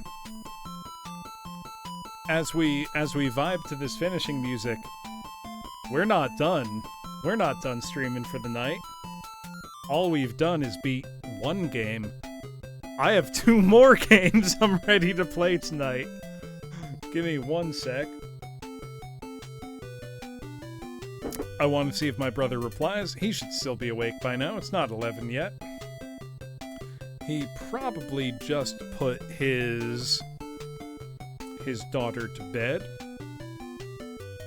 FaceTime his ass. So he has a 6-year-old daughter, which means I have a 6-year-old niece, who is wonderful, and I love her very much. But that means I don't need to worry about her when I'm not there, which I realize is a very selfish way to think of things, but being an uncle is great because you get all the fun parts of being a parent, and then you get to hand the child back and say, this is not my problem in the long term. Barbershop CX, Professor, on! Kacho, on! So actually, Bojangles, it's funny that you say that.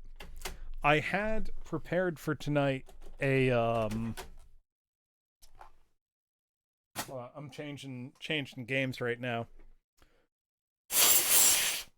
I had prepared for tonight a,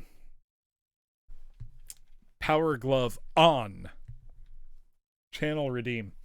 Only I realized, so I do have a Power Glove and the full setup for NES.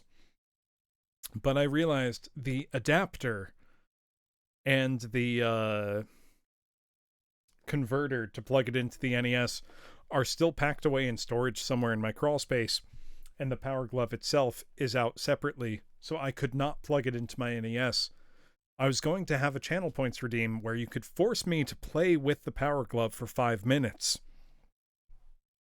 I'm glad I don't, because the Power Glove...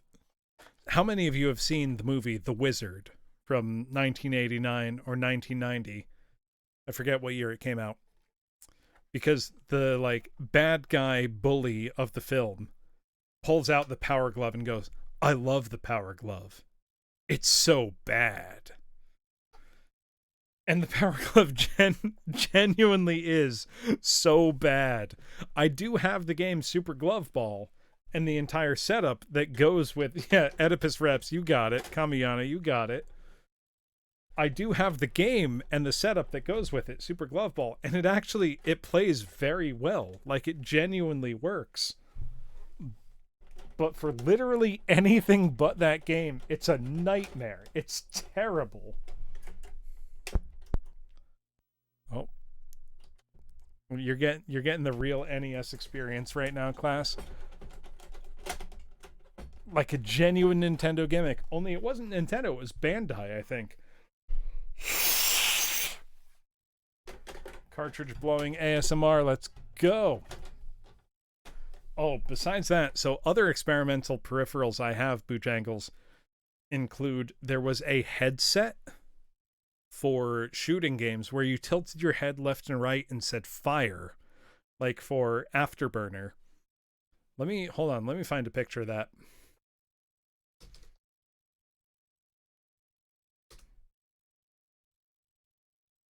Give me 1 second. Yes, the Konami laser scope.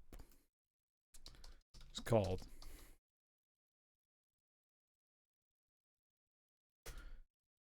Oh, you're talking about the power pad.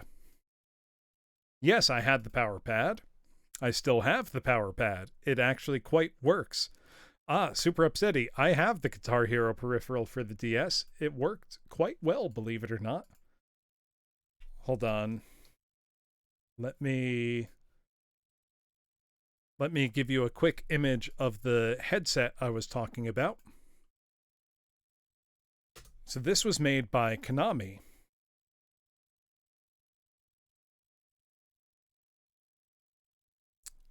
And it had a motion sensor and a voice sensor. So you would put this on your head with the thing over your eyeball, like a scouter from Dragon Ball Z, and the mouthpiece in front of your mouth. And for games like Afterburner or Top Gun, you would just be constantly saying, like, fire, fire, fire, fire, and tilting your head left and right to steer the ship. And I gotta say, it made you feel so cool. Yeah, Boojangles, this was absolutely featured in an AVGN episode. But I'm going to be honest, this one worked pretty well. Like, it did what you thought it should, and it was pretty fun to play with.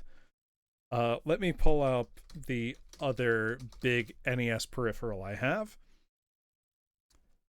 which is obviously one of the most famous.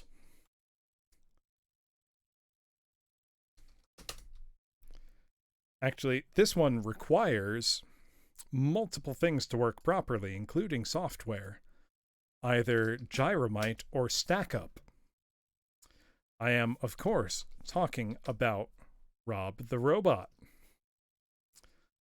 So I have a Rob the Robot. He spins gyros and places them on a controller to act as a player too. I do have a Rob Kamayana.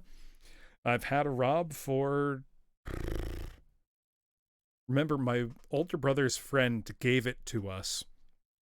So I've probably had this Rob for about 25 years now, but he works perfectly fine. When I said Rob, you thought I meant Rob Zombie. No, I have a Rob the Robot. He works perfectly fine. And Gyromite is actually a very fun game. I don't have the Rob attachments for StackUp, which is the other game he was compatible with. But I do have Rob the Robot. I'm trying to think what other fun NES peripherals I have. You know what? Let me pull up one that I'm not using tonight, though could, which is the NES Advantage, which is essentially an arcade stick for the NES. Now, it's really good for some games. So I liked this a lot for shooting games like Star Soldier. So this is the NES Advantage. It's a very hefty unit, and it has a turbo button. So I would Super Upsetty, except for the fact that the A button is a little sticky. So earlier today, I took this apart completely, like opened it down to the circuit board, was cleaning it with, cleaning solution, compressed air, toothbrush, everything, but the A button was still a little sticky. So I wasn't comfortable using it for tonight. Also, it's good for some games. It's bad for platformers. Don't play Mario like that. You'll do poorly, I promise you. But I do like the NES Advantage overall. I know Tane was in the chat earlier. He's not a fan. He's used it before. It's not very good if I'm being truthful. But I have nostalgia for it because I've had it for years and years and years. All right, but now that we're back on the blue screen of an NES waiting to be turned on, I think let's play a little of Fester's Quest. Now, how many of you here are familiar with the Addams Family? I hope it's everybody. You know, that's been a mainstay of pop culture since the 1960s or so. But just want to make sure.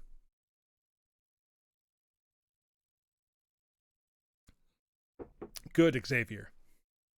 The creepy and the spooky. The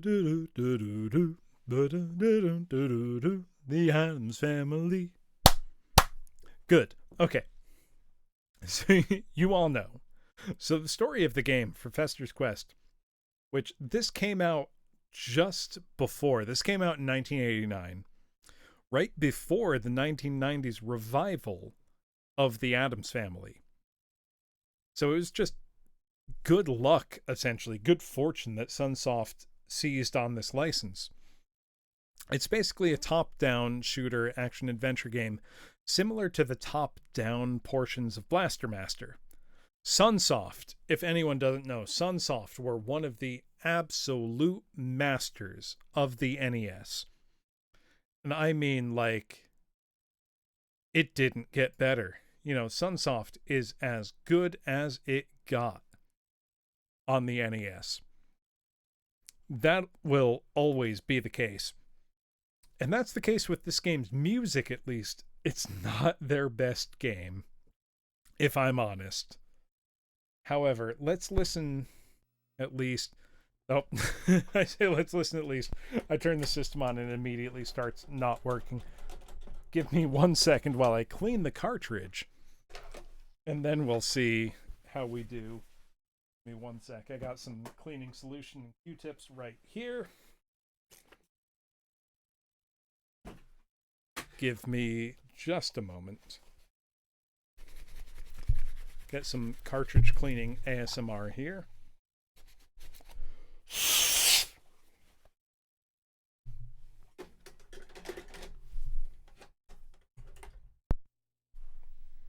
Oh, hold on. Getting close. Getting close. Hey, Merpepple. How is it legal for me to be this polite, skilled, and cute? I mean, I'm at least two of those things. I don't think I'm very, very skilled or very cute, depending on the game. Oh, we're getting closer. It helps that this is my childhood NES that we're playing things from.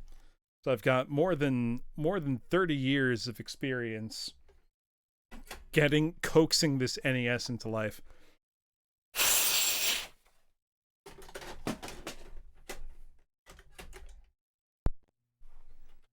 Though I did just beat Monster Party for the NES for literally the first time ever.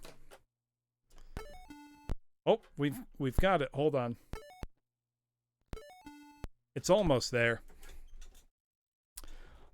Ooh, shirt over slot. I cartridge blow regular Kamiana, but I blow with all the force of a professional vocalist, both above and below the contact.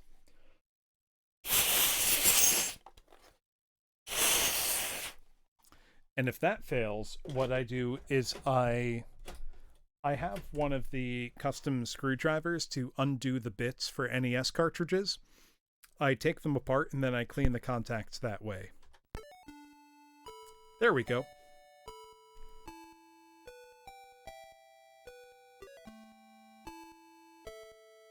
So, Mere Pebble, if you're just joining us, we are now starting Fester's Quest for the NES, released in 1989. We are playing on real hardware. So this is my childhood NES that I've had for more than 30 years now.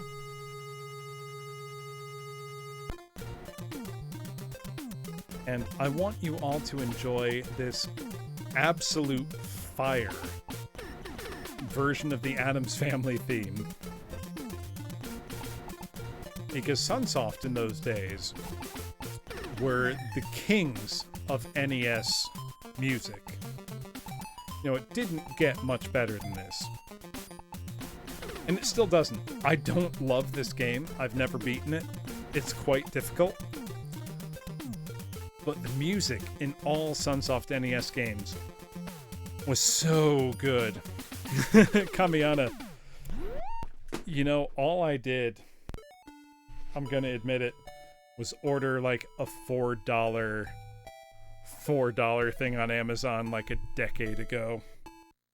Well, let me reorganize the way in which all my cables are layered here. Give me just a sec. I've got my headphones, my microphone, and my NES cables all mixed up. There we go. So you can see Uncle Fester was just hanging out and everything went to shit. Okay, we're gonna start. So this is a top-down shooter in kind of the Blaster Master style by Sunsoft. Actually, you know what? I may need to say no way to this game because my NES controller is so poor that going down hurts my thumb physically. What I may do instead is play Castlevania 3, which is also a difficult game. So Bojangles, actually, let me see if I can... I'm going to attempt to change controllers mid-game right now. Also, enjoy how fucking good this music is.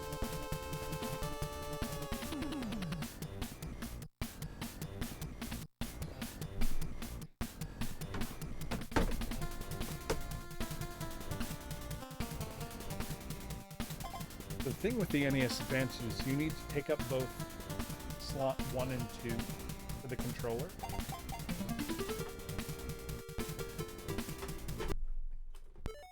Well, that sent my NES freaking out a bit. Oh, hold on, that's hold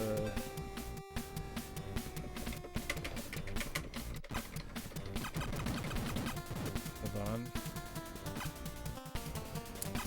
Oh, this is not working very well with the advantage. Going down's working a little better, but shooting fast enough to do things is not really working. I don't know if you can hear that, but I'm hitting the hell out of this button and it's not hold on. There we go. We have the turbo button working now, and we're going to unashamedly abuse it. This is much easier on my thumb, because literally I could see a bruise developing on my thumb. Fester broke out the bump stock. Oh shit, we have the flame. So that's one of the annoying things about this game, is you can literally just have game over. Know what? Know what? I'm gonna say fuck this game. I'm mad at Fester's Quest. I have 30-year residual anger at Fester's Quest. I'm gonna put on a better game.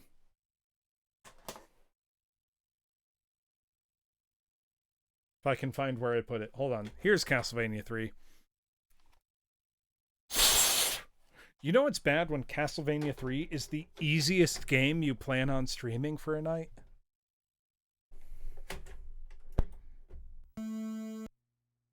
Hold on. There we go.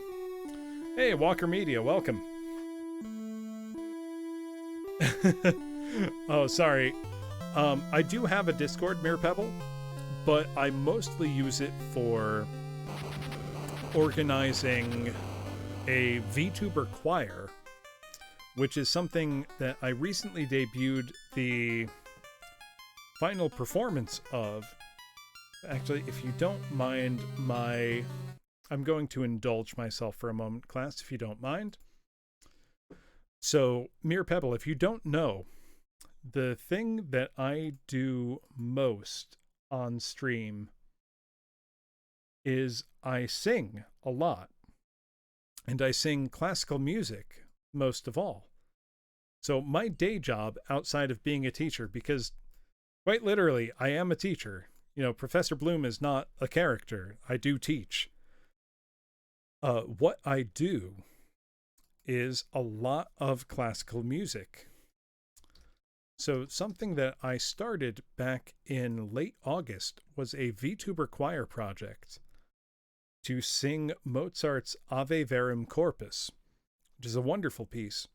So I organized a total of about 15 other VTubers. I taught them their parts on stream and collected their recordings into one big final project. And we just debuted that this past weekend. So I am going to indulge myself and put this right on the TV. So please enjoy the result of lots and lots of people's efforts.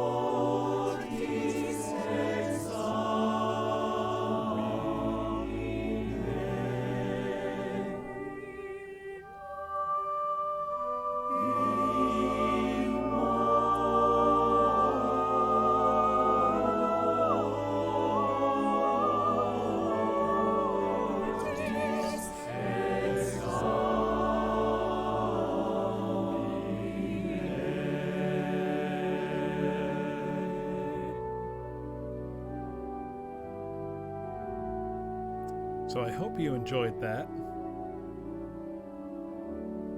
So the VTuber Choir is not a one-off thing. I will be organizing more VTuber Choir projects for November and December. I have a lot of holiday plans in mind, so do keep an eye open. However, let's see Castlevania 3 in its full glory. Actually, thank you, Mere Pebble.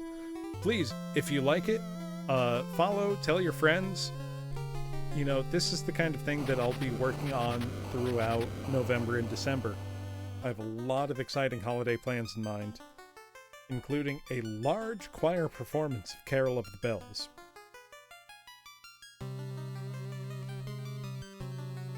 So, let's go over this prologue to Castlevania 3. During 15th century Europe, there lived a person named Dracula. He practiced sorcery in order to create a bad world filled with evil. He began taking over the continent of Europe, changing countries from good to bad. The good people of Europe tried to fight off Dracula, but no one was able to survive. Finally, the Belmont family was summoned to battle Dracula's vile forces. The Belmont family has a long history of fighting evil. The townspeople became afraid of the Belmont's superhuman power and asked them to leave the country. Fortunately, the people found a mighty Belmont called Trevor. How many of you watched the Netflix Castlevania show? Because it's pretty rad. The curse of Dracula has begun. The fate of Europe lies with Trevor. Now, I'm sure you all noticed Castlevania's music is wonderful. However,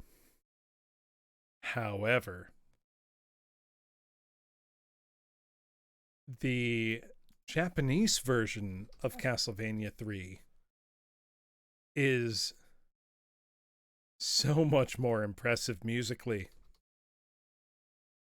I know I pulled this up earlier in the stream, but Akumacho Densetsu, the Japanese version of Castlevania 3, has an unbelievable soundtrack because Konami included an extra chip in the cartridge called the VRC6 that effectively added 2 extra sound channels. So let me show you exactly what I mean. And this is what I mean. And let me put it on the TV. There we go. Listen to how much richer this sound is. It's wild.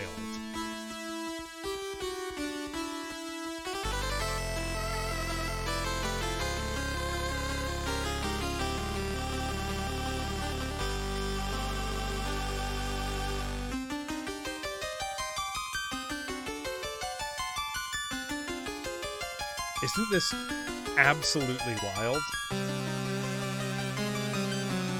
Like, you just heard this same thing, but you have literally 3 additional sound channels here. Let's skip to a random part of the soundtrack. Like, does this sound like an NES game to you? This is wild.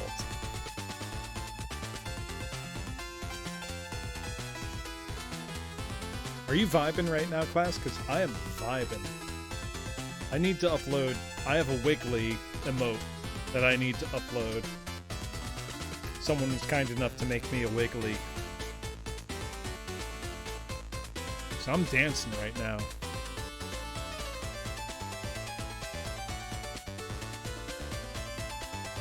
Right, Super Upsetty? Like, you can't not vibe.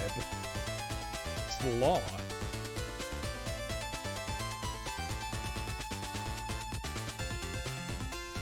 Yes, it does, Kamiyana. So, believe it or not, the VRC6 chip that Konami implemented does, in fact, add more. I'm going to pull up the Lagrange Point soundtrack. This was another Konami extra chip soundtrack. This was one of only 2 games to use Konami's VRC7 chip. And it essentially added an entire FM synth unit to the Famicom. Listen to this. If you didn't know, you would think this was a Sega Genesis game, or even more advanced.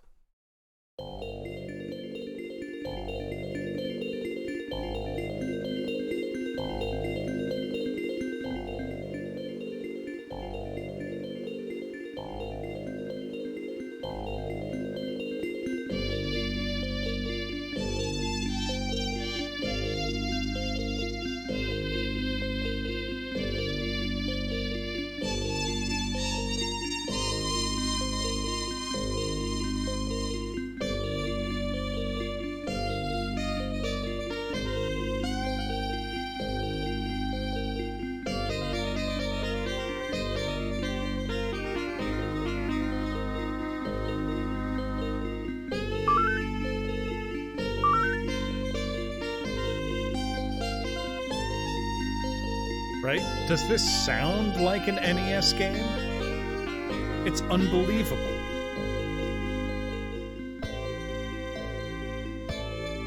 So, this is one of the video game soundtracks I own on vinyl record.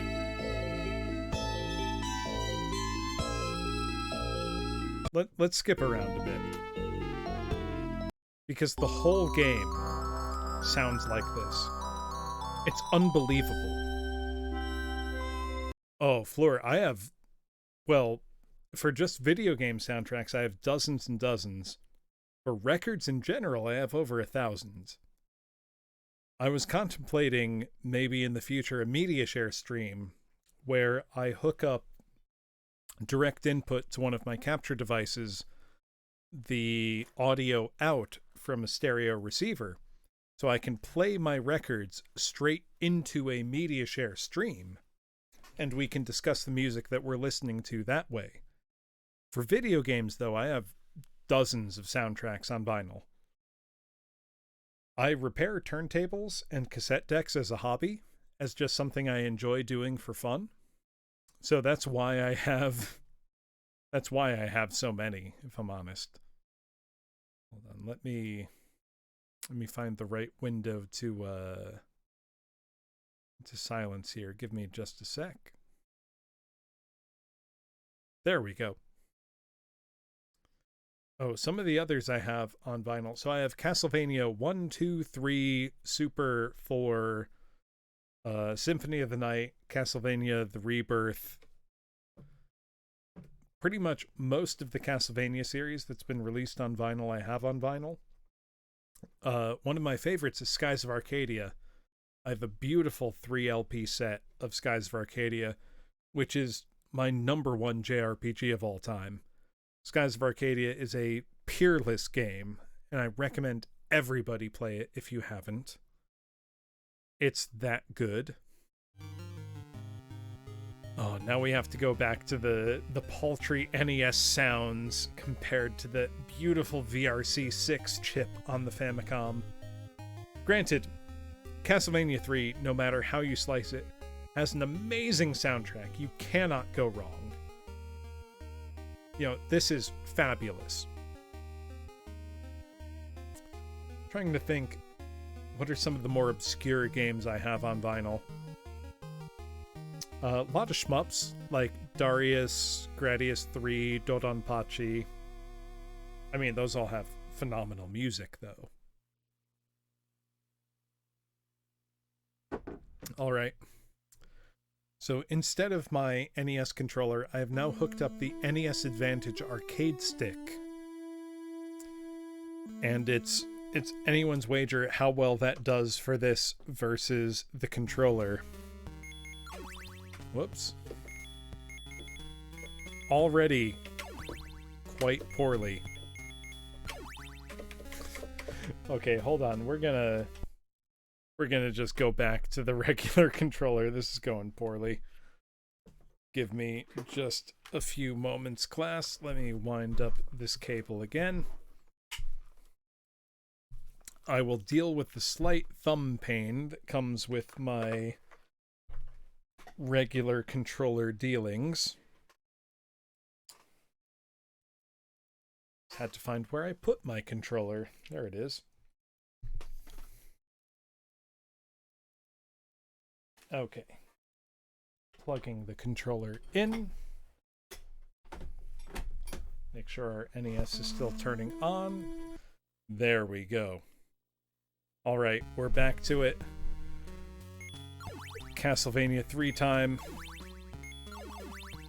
I doubt sincerely that we're going to beat this tonight because we've already been at this for 5.5 hours. And we're only just starting our second... Well, technically, we're starting our third game of 3 because I gave short shrift to Fester's Quest because I'm not feeling patient. And because Castlevania 3 is one of the best NES games of all time. And I love it dearly. And I could probably sing this entire soundtrack in my sleep. I will try not to for all of your sake, but there we go. We've got the fully upgraded whip.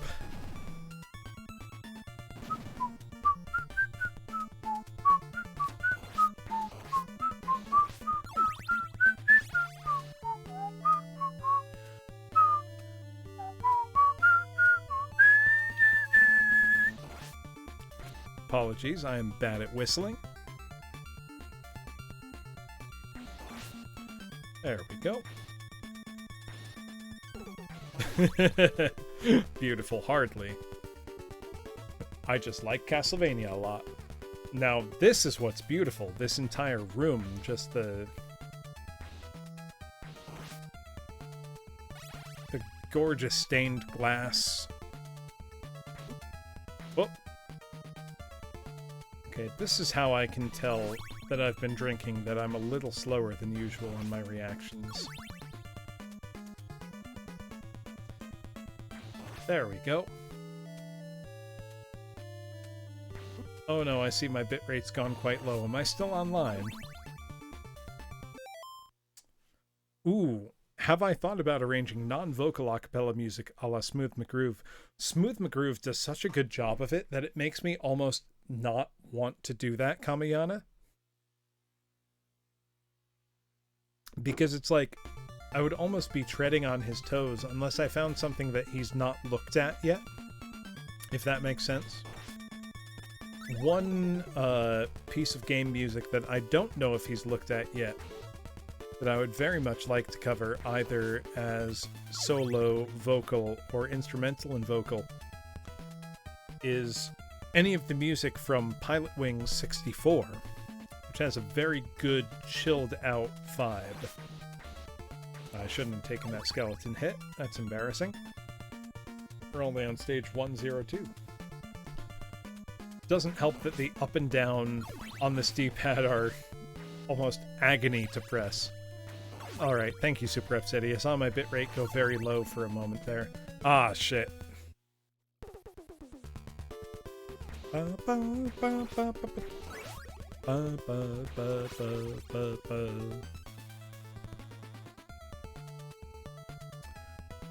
Ooh. So you're trying to make your voice deeper, Mere Pebble? What I would actually recommend, more than seeking to change the range of your voice, is to lean into what is the natural range of your voice. So this may sound strange to say, I do not naturally have a deep voice. In terms of classical music, I am a high tenor. I just have a relatively low speaking voice. The thing that will help you most are general breathing exercises and normal vocal range building exercises. So if you have Twitter, feel free, just send me a DM at Prof Bloom VTuber, and I can give you some basic resources to get started and help you out if you would like. Because I'm always happy to help people out who are interested in working on their voice. Because that is something that I do professionally. You know, outside of my day job as a teacher, I sing professionally. So I'm always happy to help people out who are interested. So if you are interested, by all means, shoot me a DM. I'll help you out if I can. There we go, got that skeleton with the holy water. But overall, I would say, don't worry about trying to make your voice deeper, necessarily. But try to make... Ah, shit. Sorry. Try to make your voice the best version of your voice that you can. So, you know, don't covet what you don't have, but lean into what you do have. So, you know, I'm not a deep bass, but instead of trying to change my voice to be deeper, I just enjoy what I have accessible to me, which is that higher tenor range when I'm singing. I hope that made sense.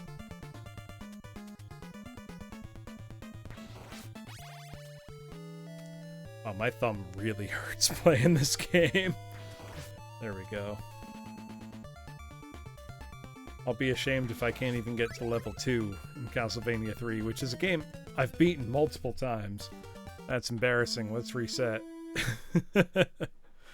Actually, know what? I will be right back, class. I'm going to go use the bathroom and grab a few more cold ones because I'm getting low. I'll be right back. Gamer thumb. Absolute. I mean, I can see Bojangles I can see a bruise starting to form at the thumb tip of my left thumb. Because this controller is absolutely unsuited. I need new NES controllers. I am in quite some pain. I will be back in a few minutes.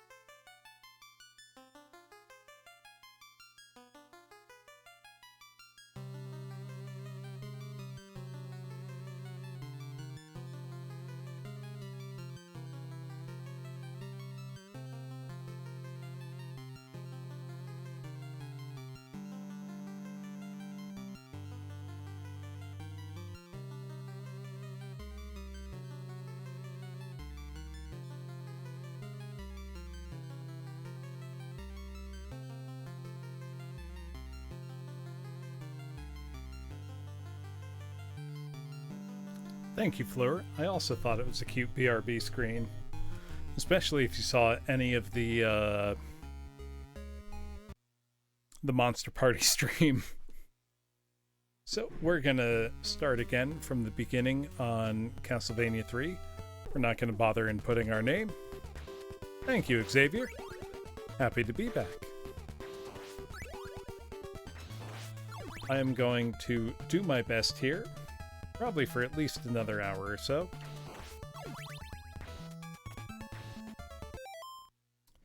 Oh, general speaking. Oh, okay, wanting to help your voice transition. So I know there's a number of resources out there for trans voices, Mirror Pebble, and I only have a small amount of reading in them.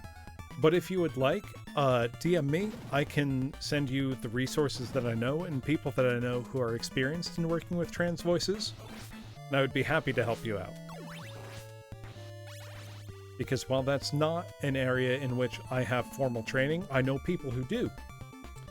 And that's actually a very active field of study on how to best help trans voices and helping people transition.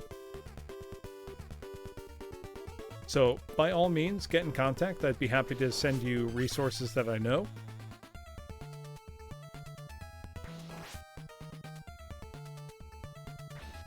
Yeah, I mean, it's not my area of expertise, Super Upsetty, but I know people who do work in that field.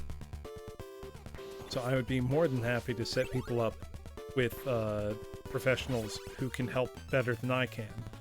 Because I only have the most surface level, cursory experiences versus someone who's a professional in that field.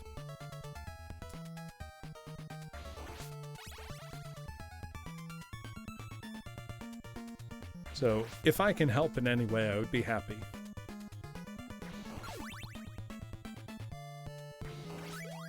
There we go. Now I finally got the longer whip. Killed the bat. God, just Just look at this. Like, no other NES game looks anything close to as good as Castlevania 3. Like, these visuals are next level. Oh wait, I realized I've lost my count. There we go. Some NES games got cracked for real. Like, look at this though. Mega Man games absolutely get wild. This though, like right in the first level, the combination of music and sound and the visual splendor of it all. This is just incredible stuff. Oh, absolutely. Thank you, Mere Pebble. I do have a lot of trans friends, and I try to be as considerate as I can, all things considered. You know, because I figure, you know, it costs me nothing to be polite and understanding.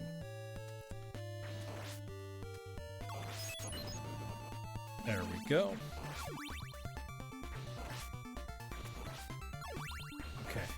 Okay, we're doing good. I gotta marshal all my resources here to be doing okay. I'm happy to have the holy water though, because that's one of the best things to have in any Castlevania game. Okay, see this platform here? It's fine if you walk over, but when you jump on it, it immediately drops you to the layer below. So you have to be very wary of that in the next segment of the game. We've got a lot of Medusa heads flying around, and you gotta be very, very careful of their passage. I know that looked impressive what I did right there, but I guarantee you that was luck. Because my thumb hurts so much that I can barely communicate it. I can't even hit down with my left thumb. I have to use my right, and that's obviously not helpful. I think my I don't want that axe. I want to keep my holy water. My time streaming may be limited. We're gonna go till at least midnight, and then we'll see how we're feeling afterwards. There we go, we can move on. I want to get to at least level 2 or 3 in Castlevania 3. If I'm honest with you though, class, hitting, oh, that's... that feels real bad. Oh god. Beating, I swear to god I was trying to hit down, and I just hit right instead.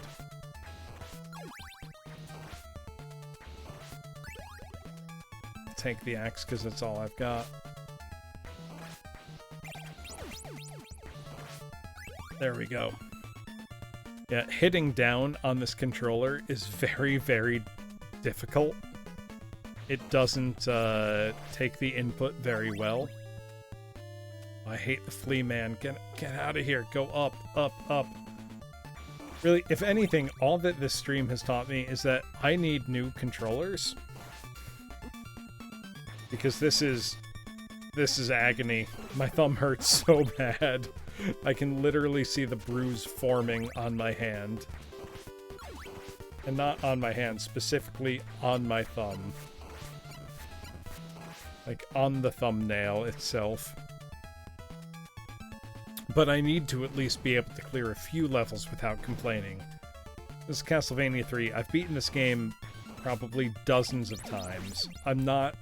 Legally, I am not allowed to complain about this game for how many times I've cleared it. There we go. Now we're trucking. We're moving at a reasonable... Okay, we've got the first level sub-boss here. Very easy.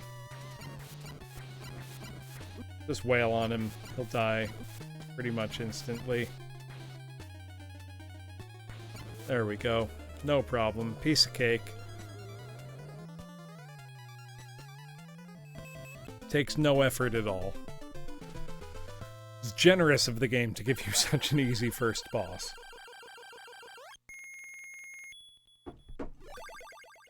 And now we're back to full health. And then we get this beautiful map screen asking you which way you would like to go. I would like to go to the clock tower. I don't think it's necessarily any easier, I just think it looks cooler. It has this immortal music. Also, the way the cogs rotate, it's actually pretty advanced for NES. Like, this is a good looking level. So man, this music is just so good. I hope everybody is vibing at home to this, because this rocks. Like, this is so good.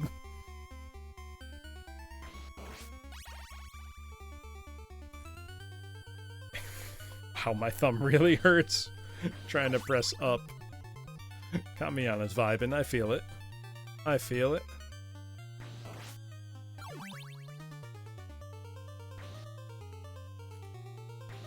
There we go. And we've got... Nice. Extra points. I don't know why I care about points in this game. They don't matter. Like, not even a little. That was a risky jump, but we made it.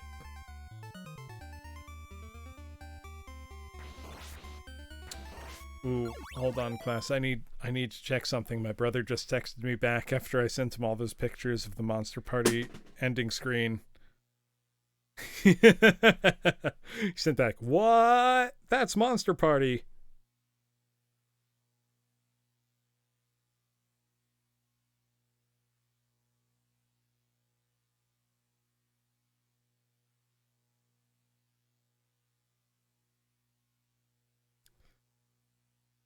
He seems incredulous that I finally beat Monster Party, so I'm responding.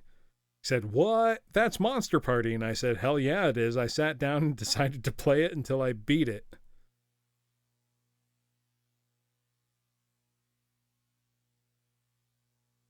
He doesn't, Bojangles, believe it or not. Just hasn't come up. I mean, it's not unusual either way if I just decided to sit down and spend a Friday night clearing a game. Now he's just sending me shitpost memes. He's just sent me a very funny, do you all know Limmy? Limmy, the Scots streamer. He sends me a lot of Limmy memes, which always make me laugh.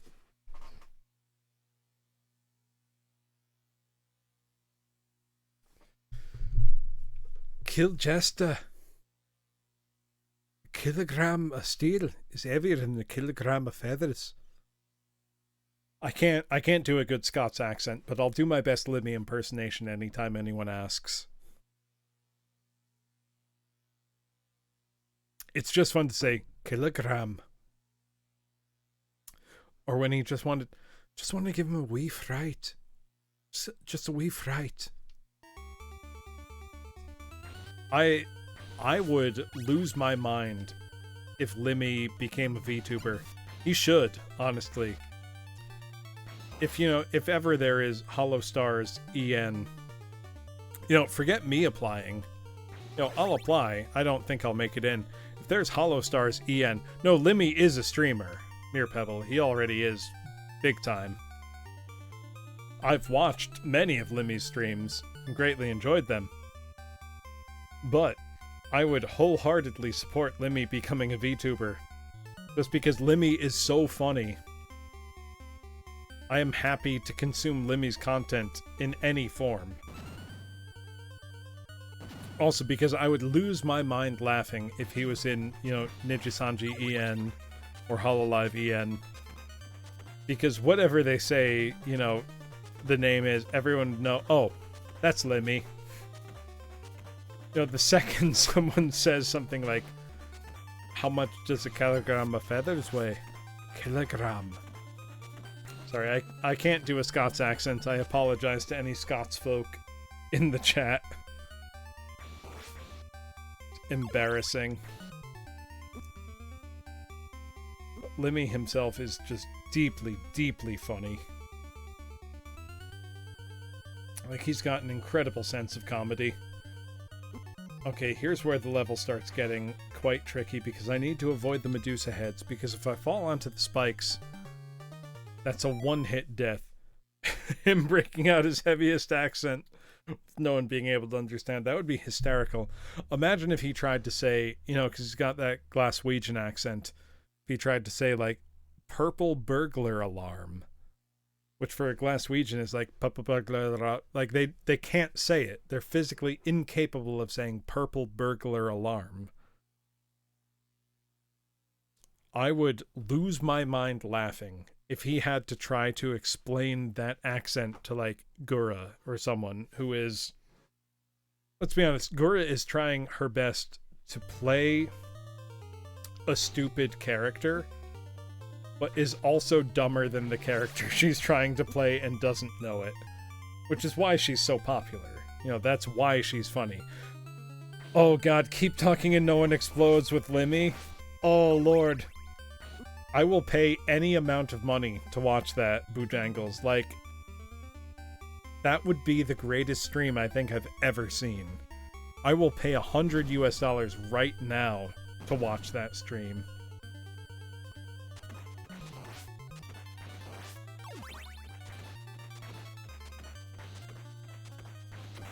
Oh shit, did my stream start buffering? Right, Kamiyana? Shit.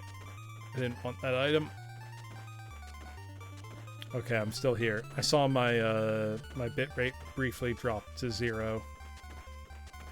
And I'm having trouble making a jump. There we go. Deep South accents are hard as well. You know, shit. I'm dead there. Yeah, I live in the northeast US in New England. And I have a, according to the Webster Dictionary, I have a fairly neutral accent because I grew up in the Connecticut River Valley area of New England. Which, because Daniel Webster was from Hartford, Connecticut, is very much a neutral accent. Now, I would say that my accent is especially neutral because I have lived outside of the US for a number of years, and I tried to actively eliminate any accent I might have. Granted, that just marks me as from New England or so. Granted, my father and most of his family are from the Boston area. Now, my father moved outside of Boston quite young. He was in his teens. So he doesn't have a Boston accent, except for if he starts drinking. If he is drinking and he's around his cousins, he will slip into a Boston accent, which is very funny. I can do my best to impersonate Boston. I can do my best to impersonate a Boston accent, but I don't have one naturally. If I spend a lot of time around my cousins, I can maybe fake one well enough. Like, kid, I need you to go to Dunkin'. Give me a large iced regular strawberry donut. You know, I can fake a Boston accent. Doesn't come naturally. For my cousins, they literally don't know they're doing it, which is very funny to me, but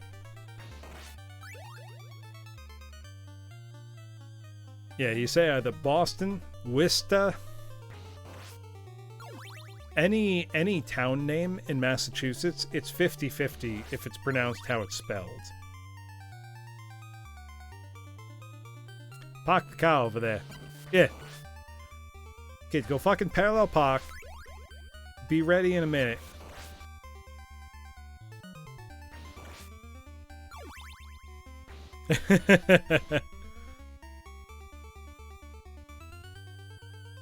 Yeah, right. Heavy Southern if you want, but you can get rid of it. Yeah, I mean, I never aggressively tried to get rid of, say, my Connecticut accent. because it's very mild and anyone not from there wouldn't know that I had one. One of the most entertaining exchanges I ever had was the first time I was in Wales, in the UK.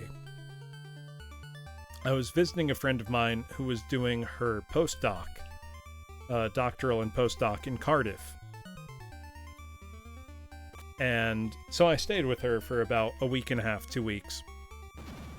Now, Cardiff, you know, capital of Wales, wonderful city, highly recommend if you ever get to go.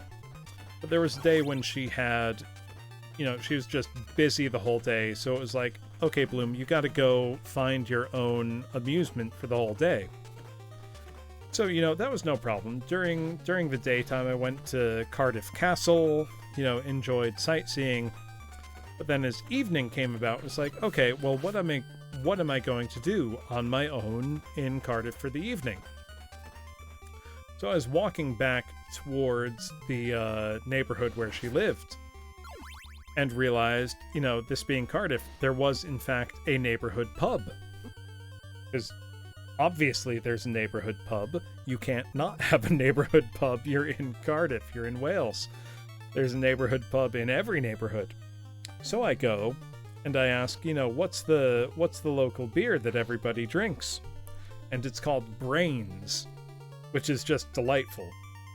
So I had, you know, some Brains lager and then some Brains IPA, and it was all very good. I was getting quite drunk, you know, late afternoon, early evening with these, you know, just absolute random locals in this Welsh pub who were all older men, I'd say probably in their 50s through 70s. No, the kind of old men who are at a pub at 5 in the afternoon every day without exception. I don't mean to be casting them in a bad light, but you know the type I mean. The old men who their social interaction is going to the pub and getting drunk. And I relate to that because my social interaction is also going to the pub and getting drunk. But so I was playing darts with these guys because that's their, you know, method of social interaction is playing darts with people. Shit. I died. And they were saying in this indecipherable Welsh accent, I could understand maybe 1 in 3 words they were saying.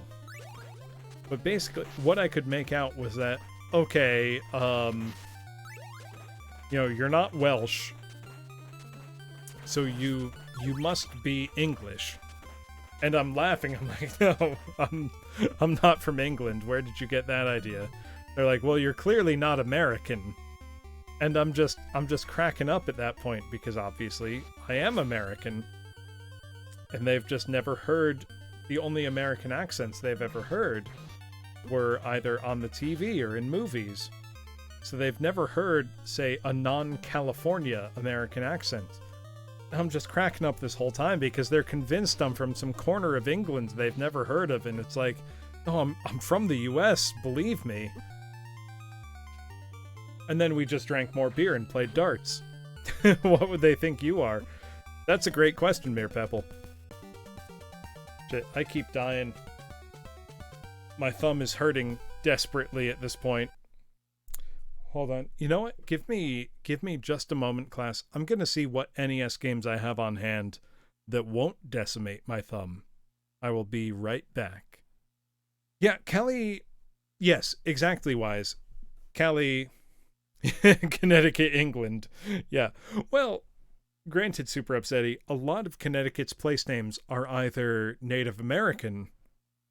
So, you know, they're either Mashantucket or Pequot or Quinnipiac. You know, some kind of... Yes, Mere Pebble, that's a good point. So, the closest we have to, say, Shakespeare's English would be something like a Roanoke, Virginia accent. It's very interesting in terms of linguistic history. But I will be right back, class. I'm going to go scour my NES games and find something that's a little less murderous on my thumb. And we'll play that for a bit before we go and wrap it up for the night. Though I am afraid that will be That will be the last of Castlevania 3. I'm not. Yeah, the rednecks took Shakespeare. You know what? Shakespeare belongs to everybody, and I believe this firmly. But I will be right back. Give me just a minute. Bay Islands, Maryland. You may be right, Atropa. Point being that the closest we have to Shakespeare's English is an island off the east coast of the U.S. Thee and thou. Yeah, that's actually a good point. So thee and thou were informal in early modern English, and you was more formal. But because letters like the thorn, which would be used for thou, went out of fashion around the time of the mass printing press, they gradually worked their way out of spoken English as well. So it's very interesting. But the closest accent you'll hear to Shakespeare's would be an islander off the east coast of Virginia. Very interesting. I will be back in just a moment, class.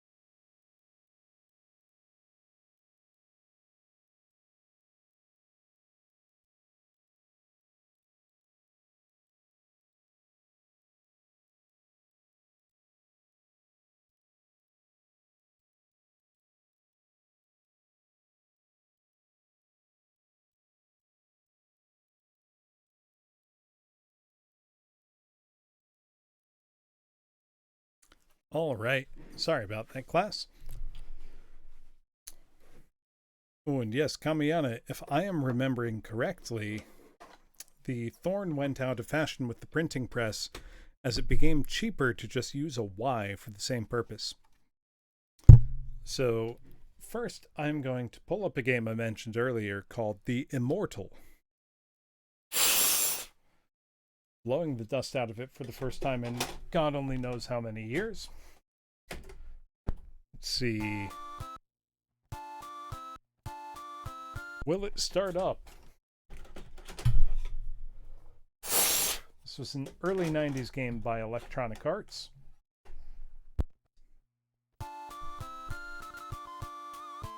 there's the sound, but not the video.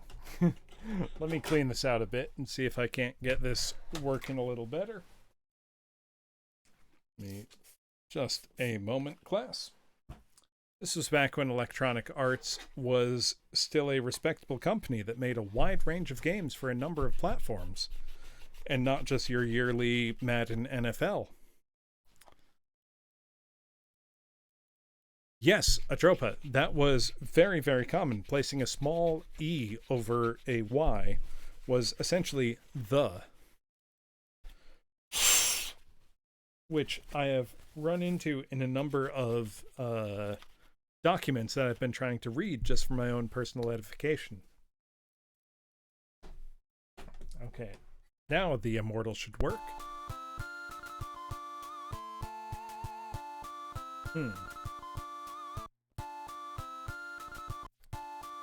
Almost.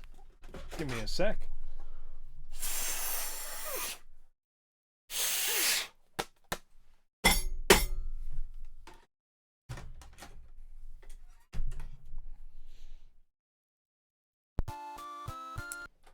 We're almost there.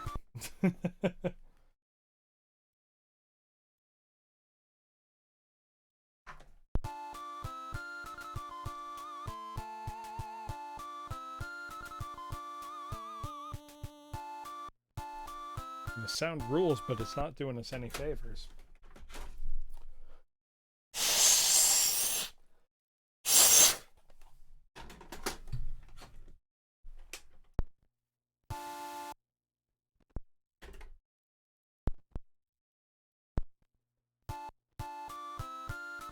We're almost there.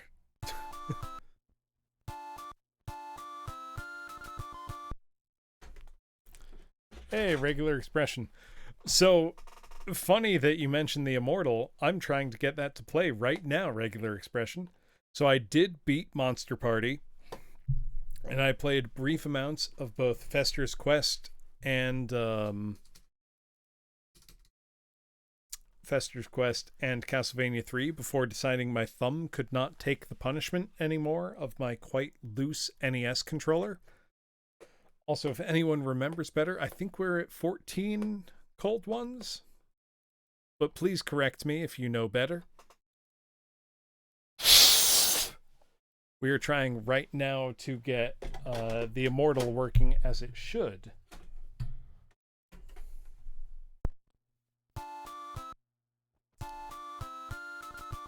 Getting the music, but not the video. And the music rules, but okay, hold on. Let me check the wires on the back of the NES itself as I drop the other wires.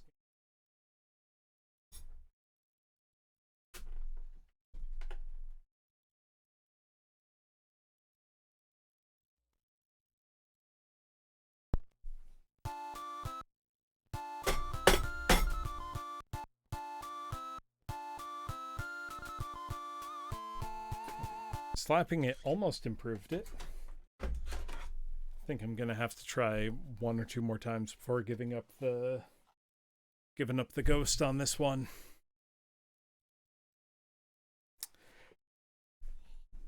Yeah, I mean, I had the NES version as a kid and not the Genesis version. The Genesis version definitely has better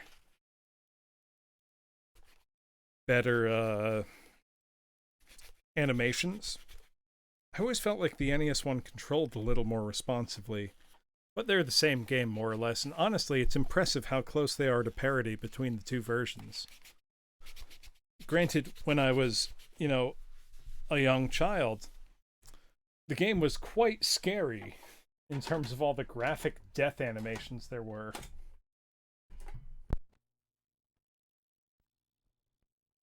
We're getting close. Yeah, I may need to break out the tri-wing driver soon, Super Upsetty.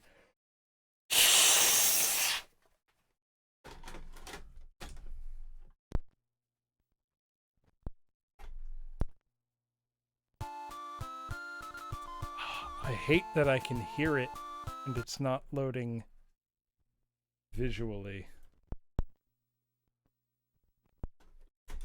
I'm gonna slap the system.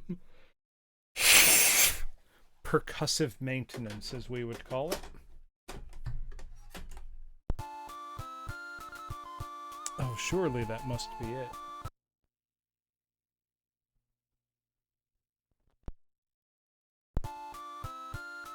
I can hear it, but I don't see it, and that seems fishy to me. Is this the capture device? Oh, you played it on Sega Channel. I'm so envious. I desperately wanted Sega Channel as a kid, and my parents would not agree to it. In retrospect, I can understand why they did not agree. Oh, is this it? Come on.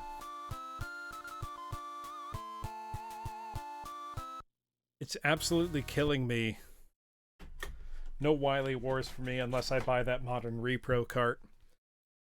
It's killing me that this isn't playing. I remember getting this for Christmas nearly 30 years ago at this point.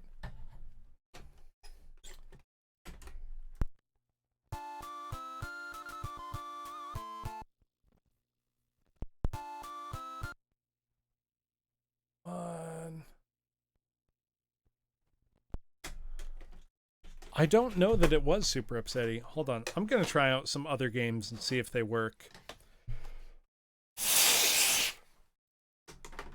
Here's one of my favorite NES games that I never see anyone play or even talk about, frankly. Okay, so clearly it's my copy of The Immortal and not my NES. Because after just one reset, my copy of Captain Skyhawk. Oh yes, Doc Festus, we have been playing from actual hardware all night long. Actually, I beat Monster Party, which is an NES horror platformer. I have had that game for over 30 years now, and I beat it for the first time ever tonight, and I feel very proud of that.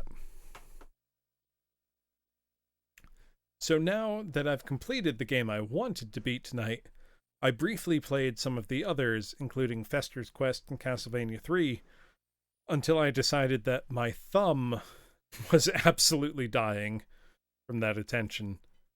So I have pulled up one of my favorite NES games that no one seems to know about, called Captain Skyhawk.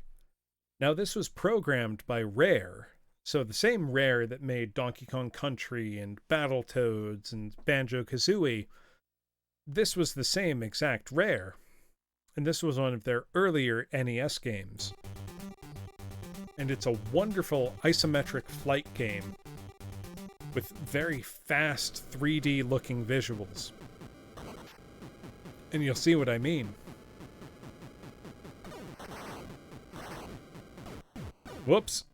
I hit the side of that cliff, if you can see, because you can control your up and down as an aircraft. You need to dodge all the incoming fire. It's quite tricky. Oops. Good lord, I'm bad at it now. I used to play this game so much as a kid. Oh, this is embarrassing. Not that any of you know what this game is actually like unless you've played it. Oh lord, hold on. I'm gonna reset the whole game. I'm deeply embarrassed. This was a game that I used to play all the time as a kid, and so dying so much on the first level feels spiritually bad. Oh yeah, super upsetting. Modern remakes of the Mega Man games would be wonderful. Even if they used whatever engine they did for Mega Man 11, that would be fantastic. I thought I raised myself high enough. There we go. Let me get high altitude so I can't hit these pyramids. So when you get to the end of one of these stages, you have an enemy base to destroy. But then after the enemy base, you need to go dock with a space station, and even that they make you do yourself. And it's not trivial, it's quite difficult in fact. And because of the isometric perspective, you can't see very far in front of you.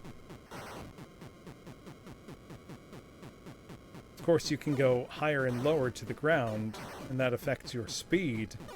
But it also means you can clip the side of the course just like that. This is the kind of game where repetition is encouraged, obviously. And, you know, people who have memorized the game will do better than people who have not. Now, I'm just going on, 30 years of memories of this game, which is apparently not very good.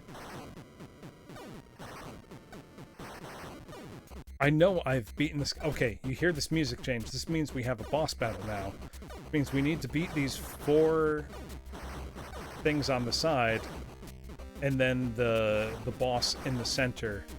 It's like an outpost you have to break or something. I mean, games in these days all dealt in abstractions, so it doesn't necessarily make sense what you're doing or why. You just know that you have to. So I've destroyed the 3 outer ones. I need to now destroy that far one and then the center. Why do I need to do that? Who can say? You know, have you read the manual to the game? Who knows? But I've beaten it now and we're getting some baller music because of it. Congratulations, enemy base destroyed.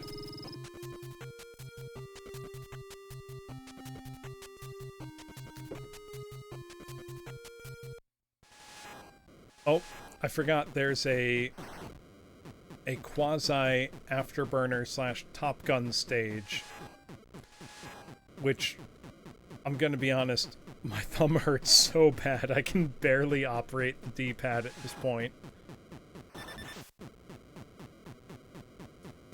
It hurts remembering that as a kid I would dominate these stages, you know, nothing. So Doc Pestis, some of these may have old scores on them, but most of these cartridges were not ones that had battery backups installed on them.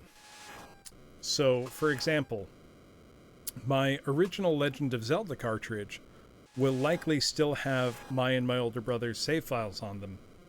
But something like Captain Skyhawk here did not have a battery backup included on the PCB. So it was not actually possible to save high scores. So even if I did, you know, you wouldn't see, you know, the Bloom of 30 years ago identified as a high score.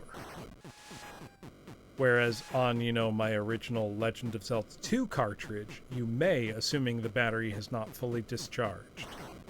Which I would need to check to see if it has or not. Those batteries are quite easy to replace, you know, you don't even need to be able to solder to do it.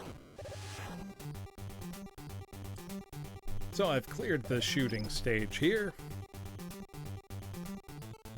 Gotta dig through my old Polaroids, right? Yeah. Oh, here's the really challenging part, is I have to line myself up with the space station to go in. Okay, good. I did it without blowing myself up. You can die doing that. And then you choose what weapons you're going to upgrade. And granted, none of this makes any sense to me. You know, you have to really get into the weeds, but then you launch again from a space station and you're into the next mission. And that's the thing, it's a frustrating game, but it's so much fun to play that you want to keep playing. Because you've got this tight, responsive shooting action. And if you shoot into these volcanoes, some of them are marked, and you can explode them, and it's super satisfying. Yellow ground, absolutely. Oh, see how there were arrows there? That's where I should have dropped a bomb, which would have been a different button than the one I'm shooting with. But you have to be super on top of things. Ah, shit. I didn't move out of the way fast enough. And now I'm doing bad. Now you continue, and you get the gist of it. Not an easy game. It's called Captain Skyhawk, and it is one of my favorite NES games.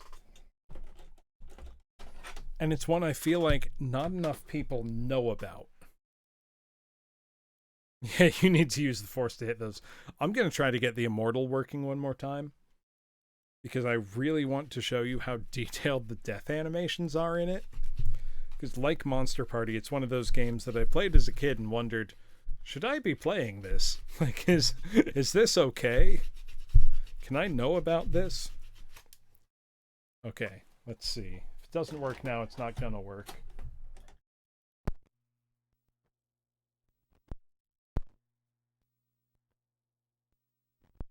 Come on.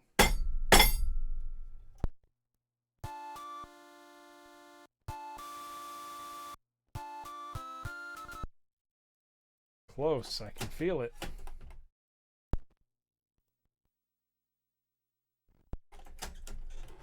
What I really need to do is take my custom bit screwdriver to this, unscrew the game, and give it a deep, deep cleaning. Okay, that one the music turned on right away. Hold on. Oh, we're so close.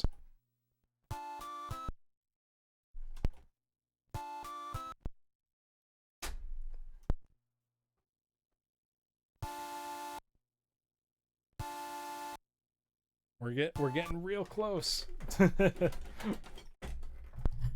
Welcome to the joys of 30-year-old systems and games. I even remember as a kid this one not liking the system. It kills me that I can hear it and can't see it. Hold on.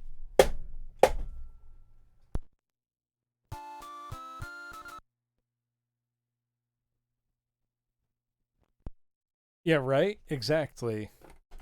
No, the cart's always pressed down. That's like the baseline.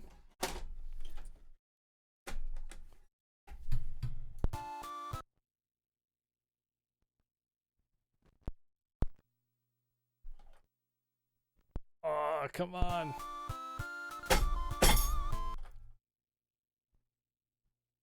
The worst part is that I would really like to show this game to people because it has some very impressive sprite animation.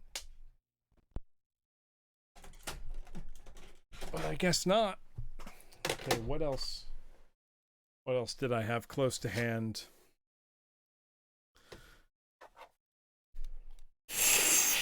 Further than the natural down position. Let me give that a try, Super Upsetty.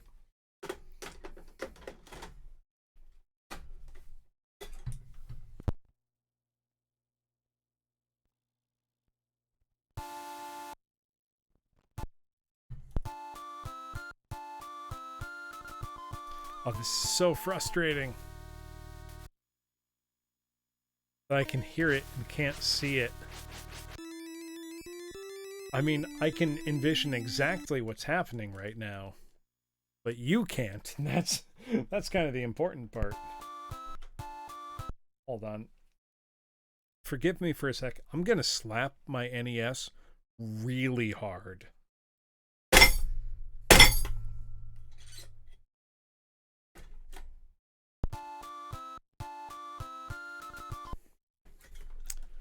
So that's just mostly a silly kid myth, Doc Pestis. Really, what they would be cautioning against is introducing moisture to the system. Wait, did we have a visual? Okay, this cartridge is going to need to be taken apart and cleaned very, very thoroughly. There's things that should work. Hold on. This is going to need a very deep scouring, essentially. Give it a quick 1-2. Yeah, it's almost impossible to break either an original Nintendo system or game. They can be made to work one way or another. We're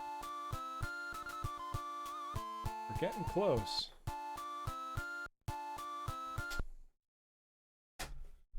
Yeah, 1-2 blue skidoo.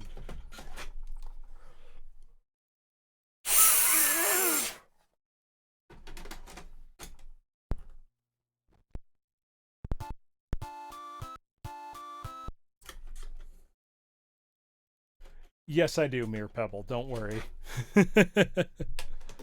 Don't worry. You know what? We're gonna put on something much cooler.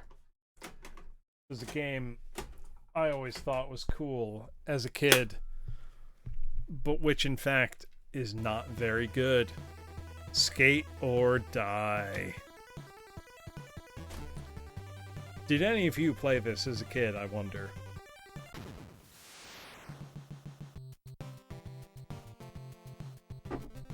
My older brother's friend had this game And I thought it was the raddest thing in the world. And we're talking 10 years before Tony Hawk's Pro Skater here.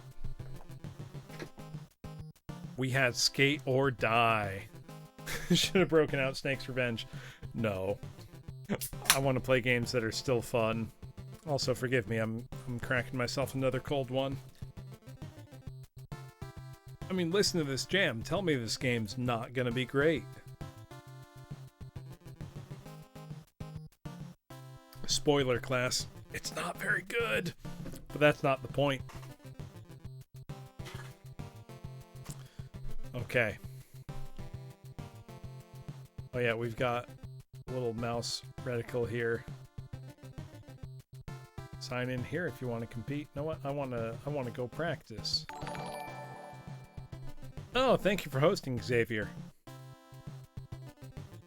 You're born in the last year to qualify as a millennial. You know what though?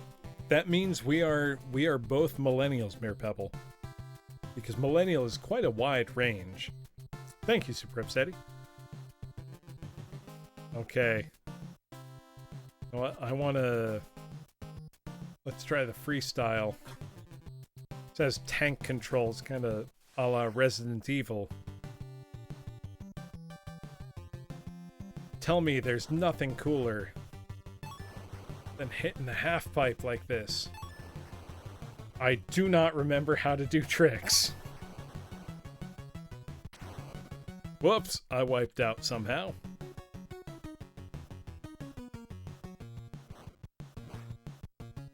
Yeah, I have no idea how to do tricks in this. That's the best I can do. All right, I'm gonna apologize, class. I'm a fake gamer as far as it comes to skate or die, or rather, if the choice is skate or die, I'm gonna die. Yeah, right, Regex. Like, it was never clear how to do tricks.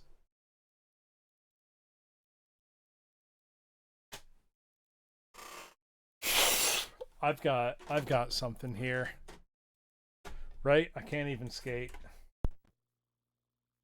Hold on.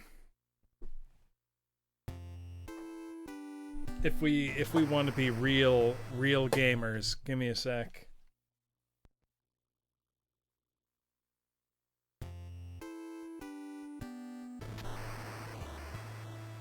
All right, let's see how I do. Whoops. This controller's so poor that I couldn't enter the Konami code. That's fine. I can barely even shoot down.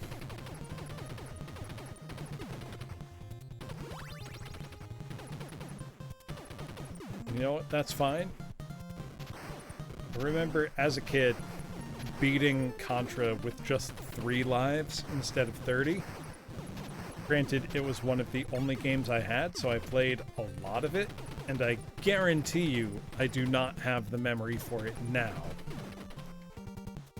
Even if I have a lot of the memory for it now.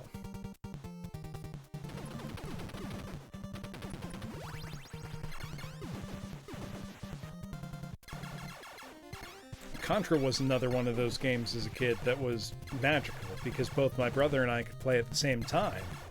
Therefore, any arguments about the game were avoided.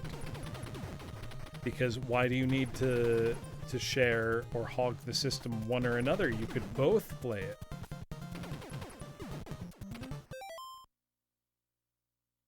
Oh, I absolutely know what an RR is, Mere Pebble.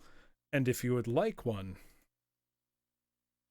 I'm going to say you can redeem for the Shakespearean insult, and I'll do an ara instead if you request one.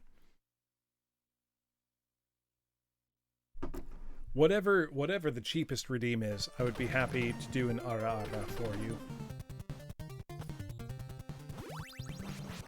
There we go. We've got the spread shot. Secret menu. Yeah, I don't have it on there just because actually very few people have ever asked for one.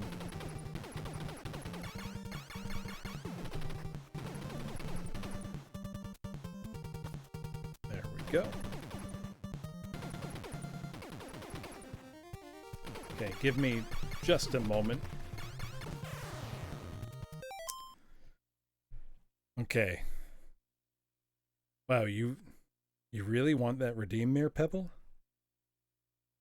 Ada, Ada. I suppose I can give you that.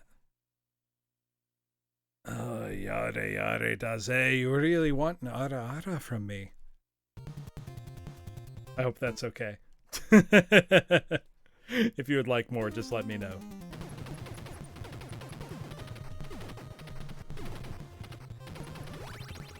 Yeah, you're right, super upsetting. I don't have the mommy milkers.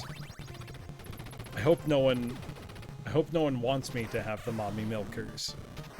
That would be a cursed request for my artist friends. I will make the request if people really want it, but oh shit. So, fun fact, class, Konami DMing Kenji right now. That's funny. Actually, let me pull up exactly what I mean. So, Konami obviously made Contra. But what you may not know is that the Japanese version is not the same as the US version. Because the Japanese version, as I may have referenced earlier, included an extra helper chip. Oh, hold on. I can't find any good footage of that. Gender bent bloom is rare. I can think of one instance of it that I believe Atropa made during one stream. That's all I can think of, though. Actually, before... So I'm not quite ready to call it a night just yet, but I don't know what I should do with the remainder of my hour, class. Do you have any suggestions? Anyone you would like to see me raid? Because there's... Oh, it looks like quite a lot of people online. Ooh, I actually know who I would like to raid. I can see that Secret and Bird are having their subathon right now. Where do you send the link? So you can just either DM me on Twitter, Mere Pebble, or you can send me a whisper through Twitch. Either work. Twitter's probably best. Twitter I'm most likely to see and notice.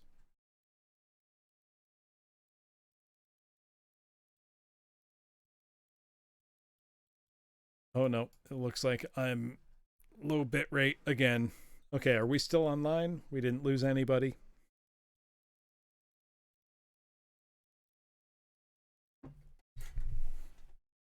Okay, know what? Well, we've still got a little time left. Okay, I'm still here. I'm going to put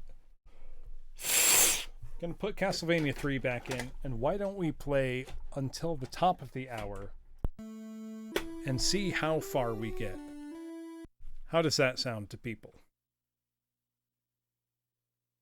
Sound good? Hold on, let me pull up my... There we go, that's the better capture window. Sounds like a plan to me as well. Gonna try to keep my thumb from crying out in pain.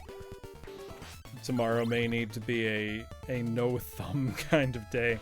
Granted, in my regular day-to-day life, I don't know how much I use my left thumb. It's a weird thing to think about.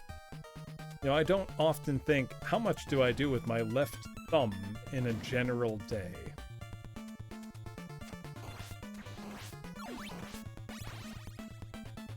Claw grip that shit.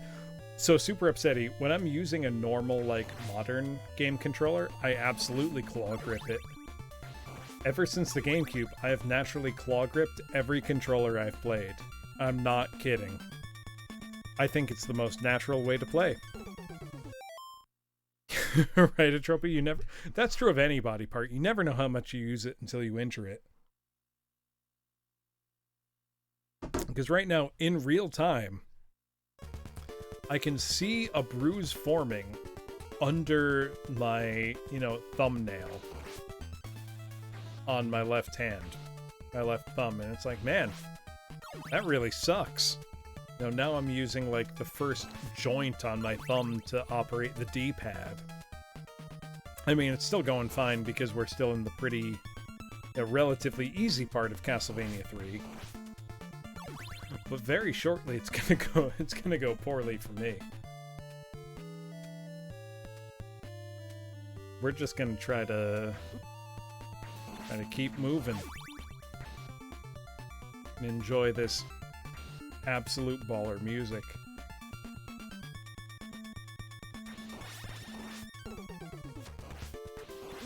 There we go. Oh, damn it. Took a hit.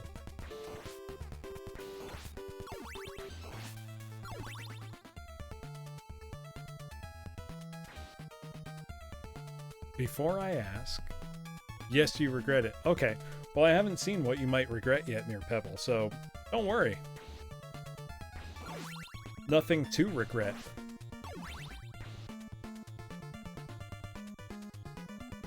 I probably won't get around to looking at it until I'm well done with stream, whatever it is. So, never you fear.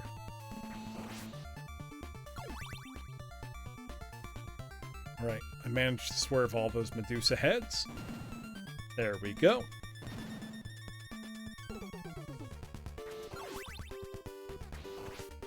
We've got a while to go before the boss, so let's just keep on trucking.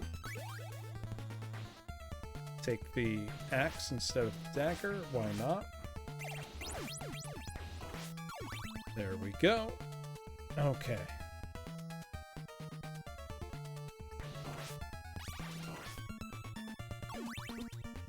Try to ignore all the flea men.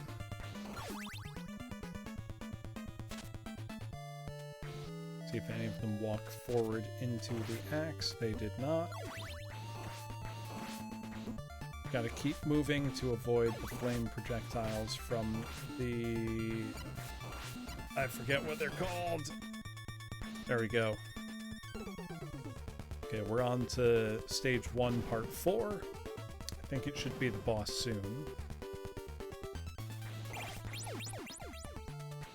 Nice, that was an instant kill all enemies kind of power up. Shit, I didn't mean to pick up the dagger instead of the axe.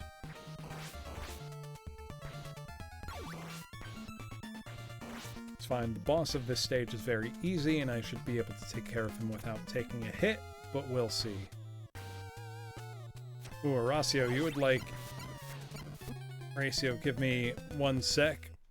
No, that's fine. I've just died, so it's very, very good timing. Horacio the Duck, are you sure you want to be insulted, you pinch-spotted, rump-fed Applejohn?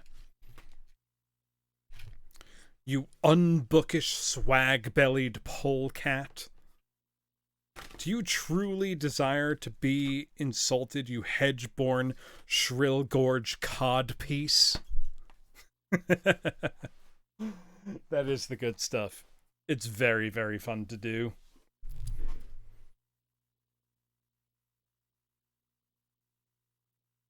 Now, let's see. Where was I?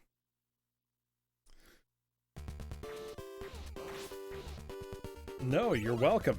It's my pleasure. My privilege to get to deliver such scathing insults.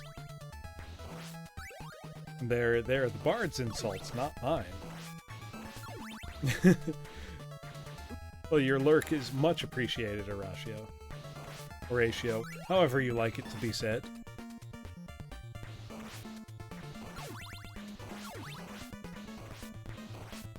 Hello, Hasmati. How's it going tonight? I am currently playing Castlevania 3 off of real hardware. This is my childhood NES being used for the first time in years, if I'm honest.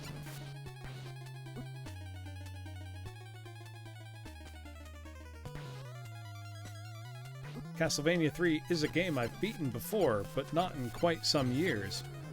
Yes, Castlevania 3 is my absolute favorite in the series. I can't say I'm great at it. I've beaten it before.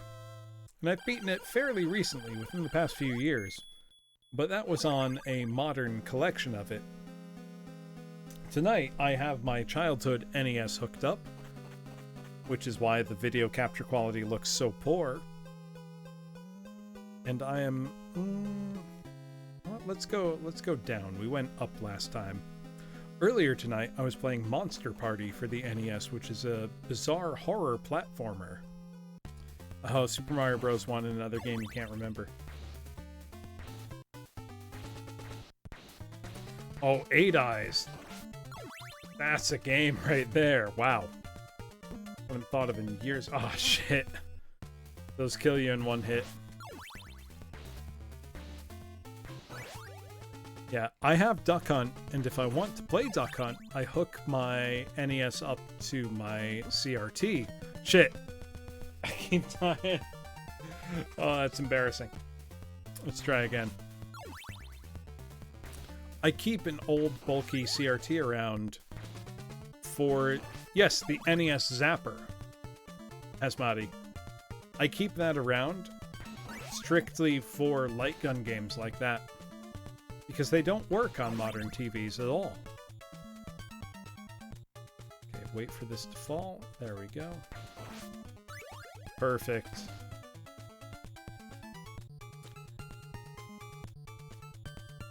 He held the pistol right against the screen. I remember doing that as a kid as well. And then my older brother would always chastise me for it, like, come on, back up, be a man. You're in good company. Absolutely.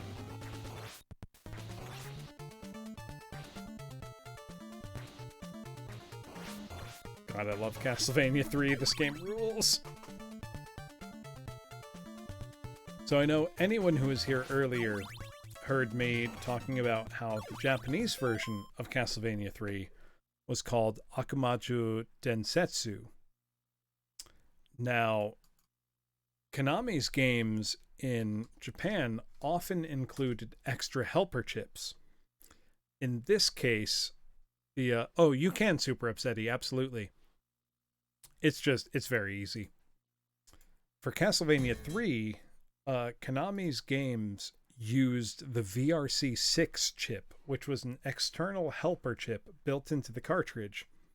And it meant that Konami charged more for the game than, you know, a standard Famicom release. But it also meant the music was that much better. So here's what you're missing out on.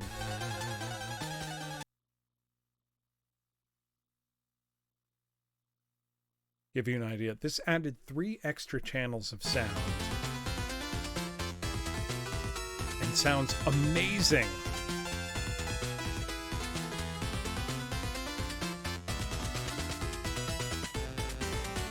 Like, what a big difference that is.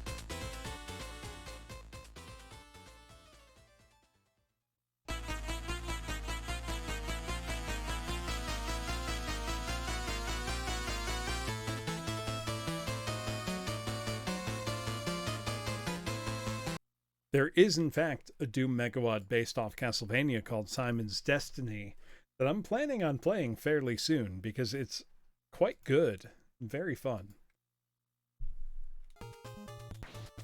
But do you hear the difference? Yes, I do know it, Hasmati. Yeah, if I remember right, Hasmati, you came to here through my Doom streams, yes?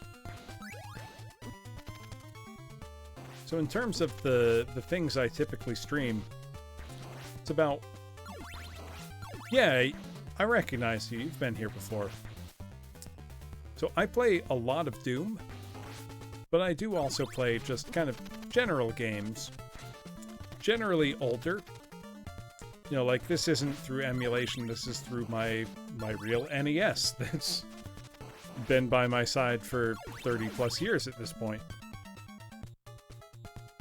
As far as Doom mods go, though, the one for Castlevania, I think it's called Simon's Destiny. Oh, Arthur, welcome! Yo, is that a retro game? Absolutely, Dower Knight. Gonna welcome the mayor himself here. Oh, thank you, Super Upsetty. Welcome, welcome. It is absolutely retro game time, Genociding Gemini.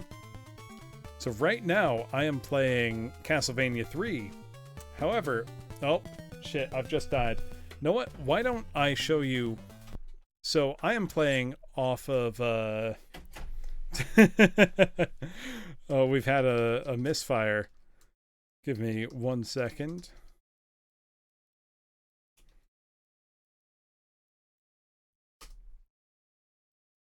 There we go. Oh, playing some Dark Souls?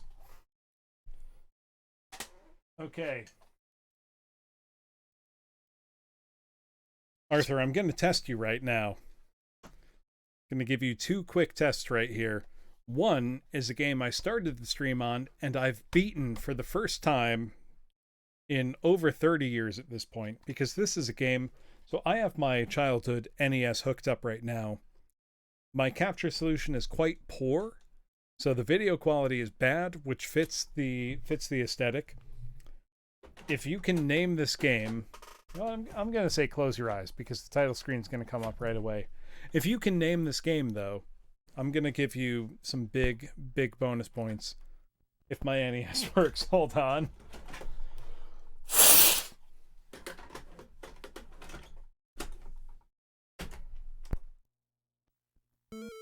There we go.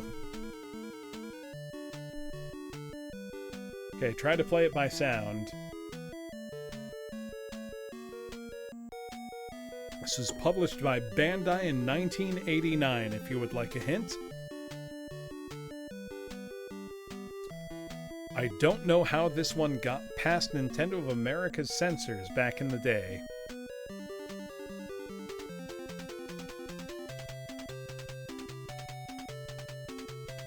If you are stumped, please open your eyes.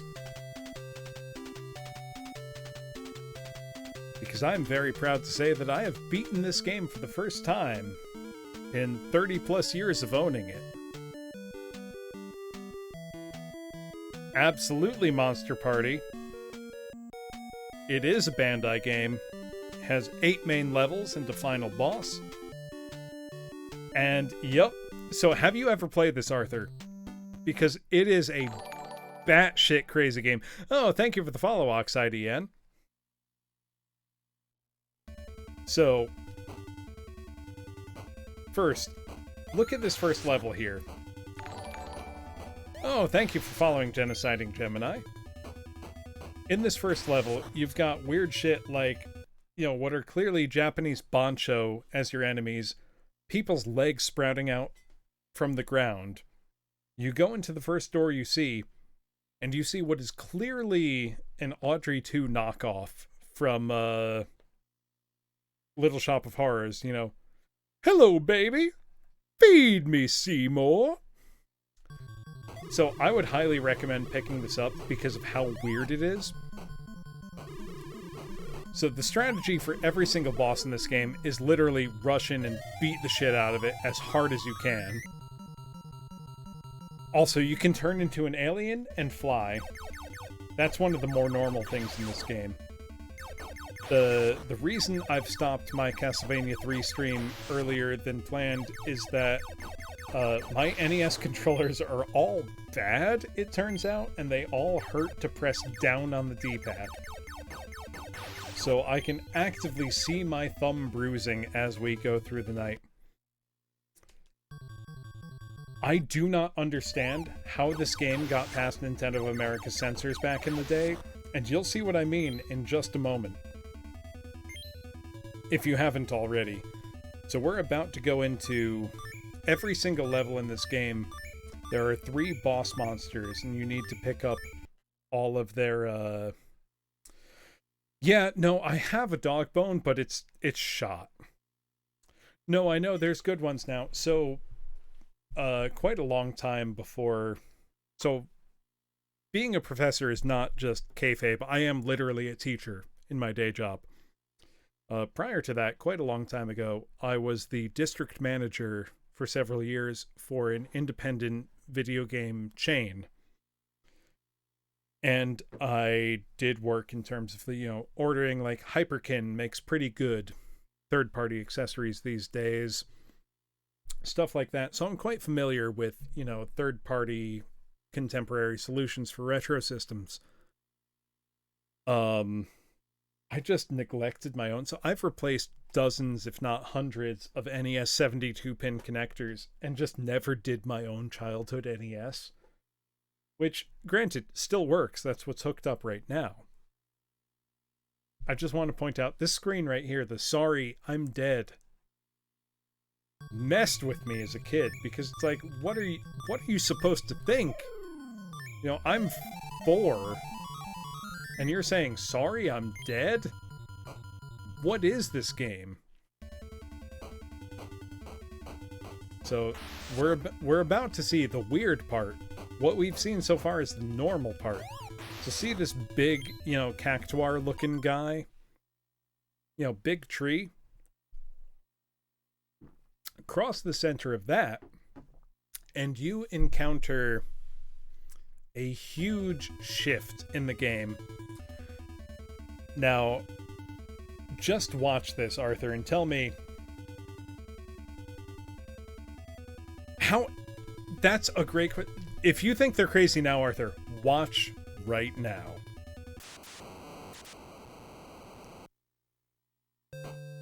When we go into a nightmare hell world where all the happy smiling faces turn into bleeding skulls, everything in the background turns into severed heads on pikes, there's dogs with man faces running around covered in blood, everything's a visual nightmare. You still only have a little baseball bat to defend yourself. You've got eyeballs walking around on, brain stems. Manimals, if you would. You go into this room for a boss, and you have a jack-o'-lantern headed, sheeted guy saying, "Please don't pick on me." And then immediately you just beat the shit out of him with a baseball bat. Also, the strategy for literally every boss in this game is close distance as fast as you can and spam the bat as hard as you can and hope you have enough health to just damage boost through. I beat this game for the first time in literally 30 years. I immediately texted my older brother, "You'll never believe what game I beat tonight." And look at this game over screen. You've got the cheeriest music in the world and a blood-drenched skeletons in agony in the middle of a blood lake dripping blood game over screen. How the hell did this get past Nintendo of America in 1989? You do need this game, Arthur. Also, beating it tonight for the first time ever, it's not that hard. I mean, it took me, 4.5, 5 hours to beat from start to finish? I never beat it as a kid because whenever I'd get frustrated with it as a kid, I would just play another game, as you did. Yeah, playing mostly blind, super upsetting. I'd say from like the 3rd or 4th level onward, I was in uncharted territory. It's, obviously, about retro games. You know the baseline level of jank you would expect.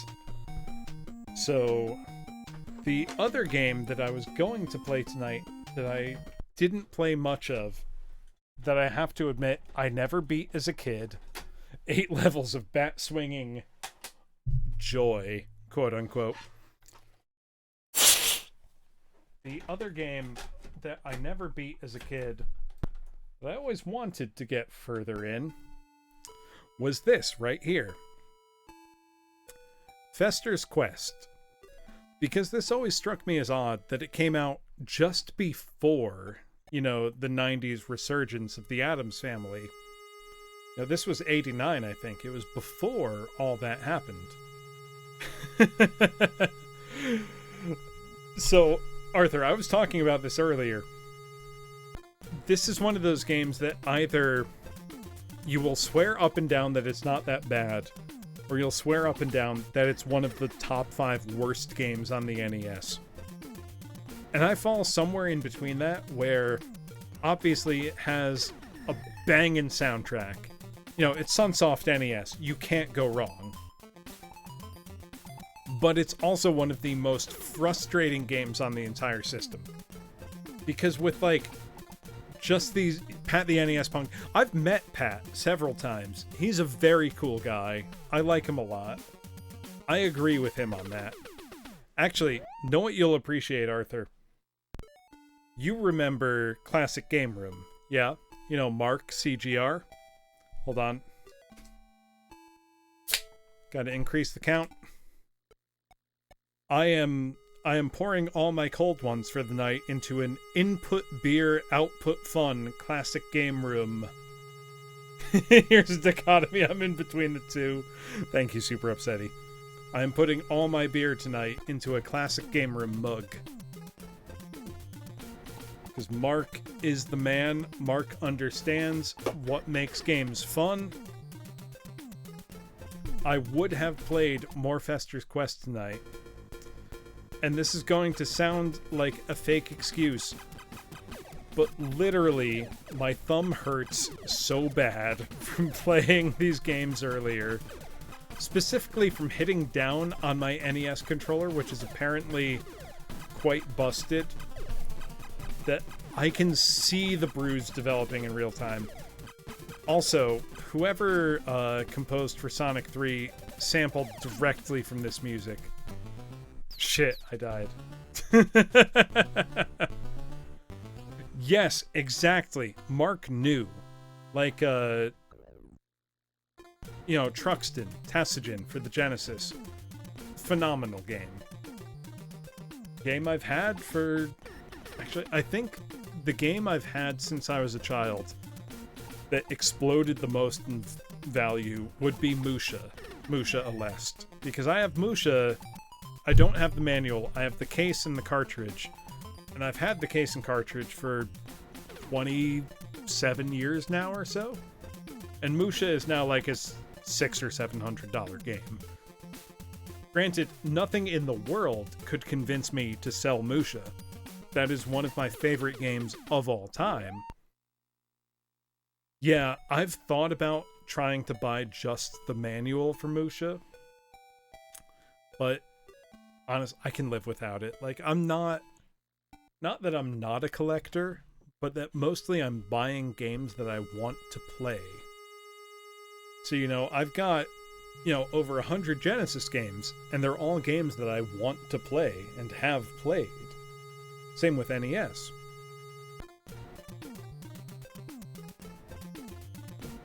I desperately...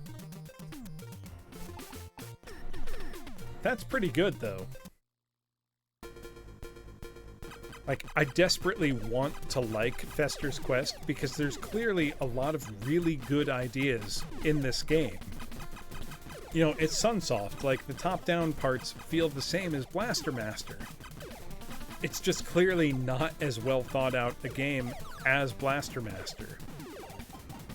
Actually, Tane was in the chat earlier. He was saying that the European version of Fester's Quest had a lot of bug fixes compared to the North American release. Which makes sense because the North American release was apparently rushed out for the holidays. Also, the music right here sounds like Sonic 3 sampled this right here. I think you'll hear what I mean if you keep listening for a bit.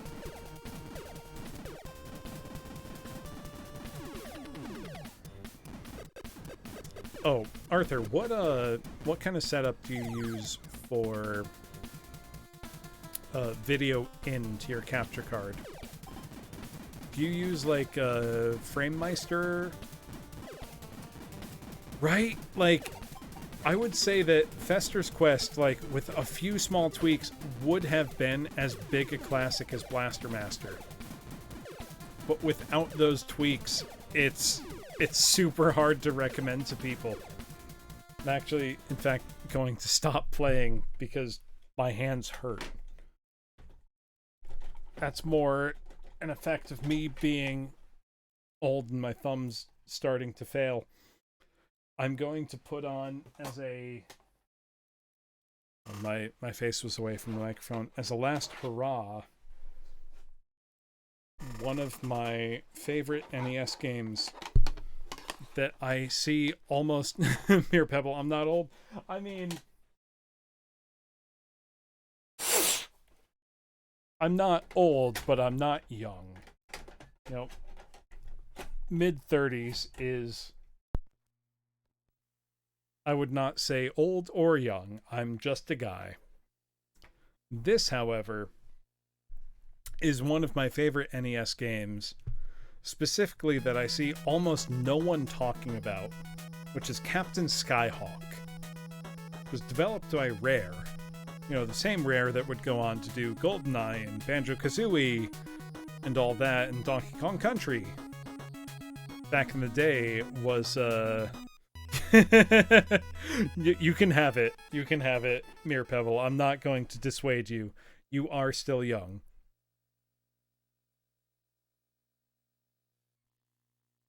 Captain Skyhawk, though, is a very fast-paced... Yes, I'm almost positive. Let me look it up to just confirm.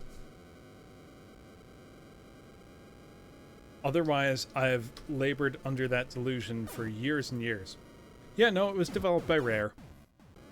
1990. So 31 years ago. Makes me think, wow, I really... I deadass got this video game 30 years ago. Well, as I keep dying. Let's just restart this. Your back hurts and you didn't do anything. That's very relatable, Boojangles. Okay, here we go. But Captain Skyhawk, Arthur, if you've not played it, is a really fun, fast-paced, kind of isometric shooter like this. You know, where your height matters relative to the environmental obstacles, as well as all the enemies you face. But then at the end of each stage, you have a boss to fight, and then you have to dock with the space station and refill your ship. Right, regular expression? You forget you're not a kid. I know what you mean. Now, this would be one of the games where, as a kid, I would have hooked up my NES Advantage, but I was cleaning it out this afternoon, and I couldn't get the A button to stop sticking, so I am using my regular NES controller now. Not an easy game because you can't see things far ahead of your ship. Yeah, right? You can fall off your bike and not be sore for a week. Look, tell me about it. I've got a, yeah, exactly. Very like Xevious in some ways. I've got a 12 to 15 mile hike planned for tomorrow, and I know that I'm going to feel it.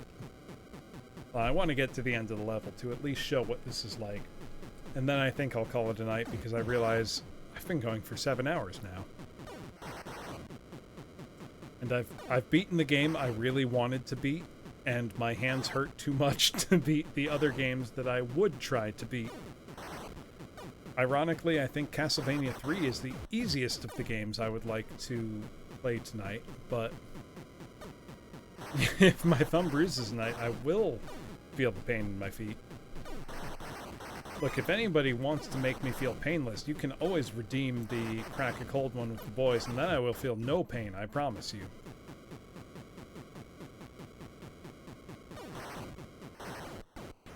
Shit, I'm doing bad now.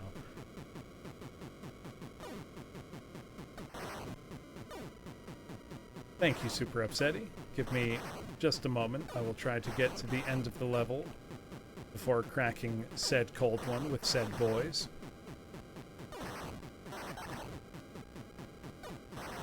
I always liked the graphics in this game. They always felt futuristic to me.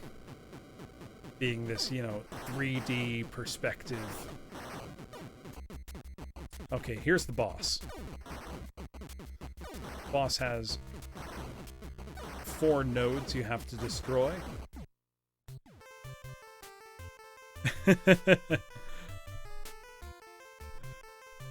Thank you, Mere Pebble. No, I am more or less the same, regardless of whatever level of sobriety I am. Also, just look at this like credit screen. Rare were absolute hardware wizards back in the day. So give me a sec, I gotta hold on, let's add to the count.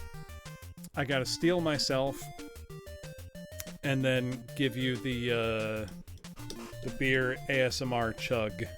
Give me a sec.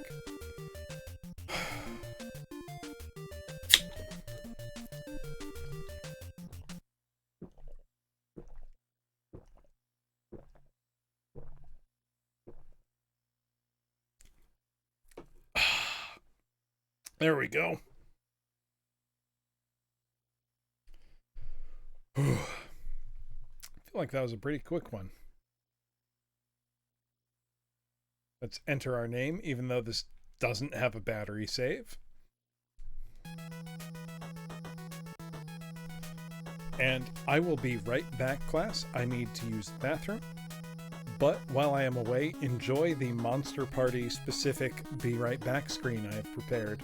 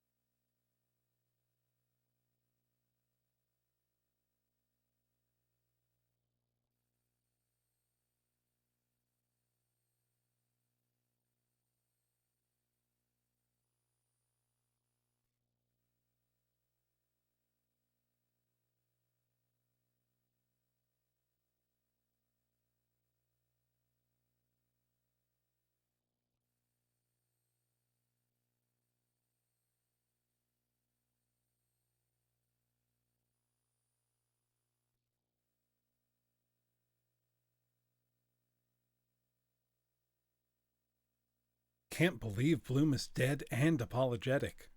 Right?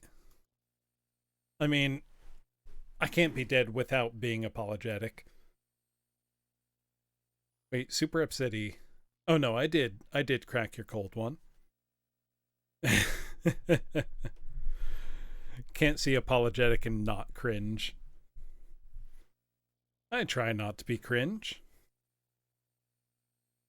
I don't want to be cringe.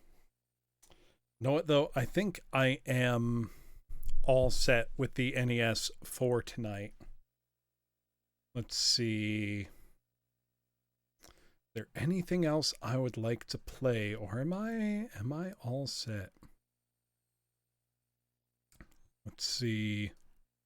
Oh, looks like my bitrate is quite poor right now. Moving on to the Mega Drive. Don't make me go grab my whole tower of Sega, because I will. You know, I have my Genesis CD 32X ready to go in the next room. Oh, Arthur. So, Arthur, I am seriously considering, and I have been considering for many years now, buying an MVS consolizer. Because I would...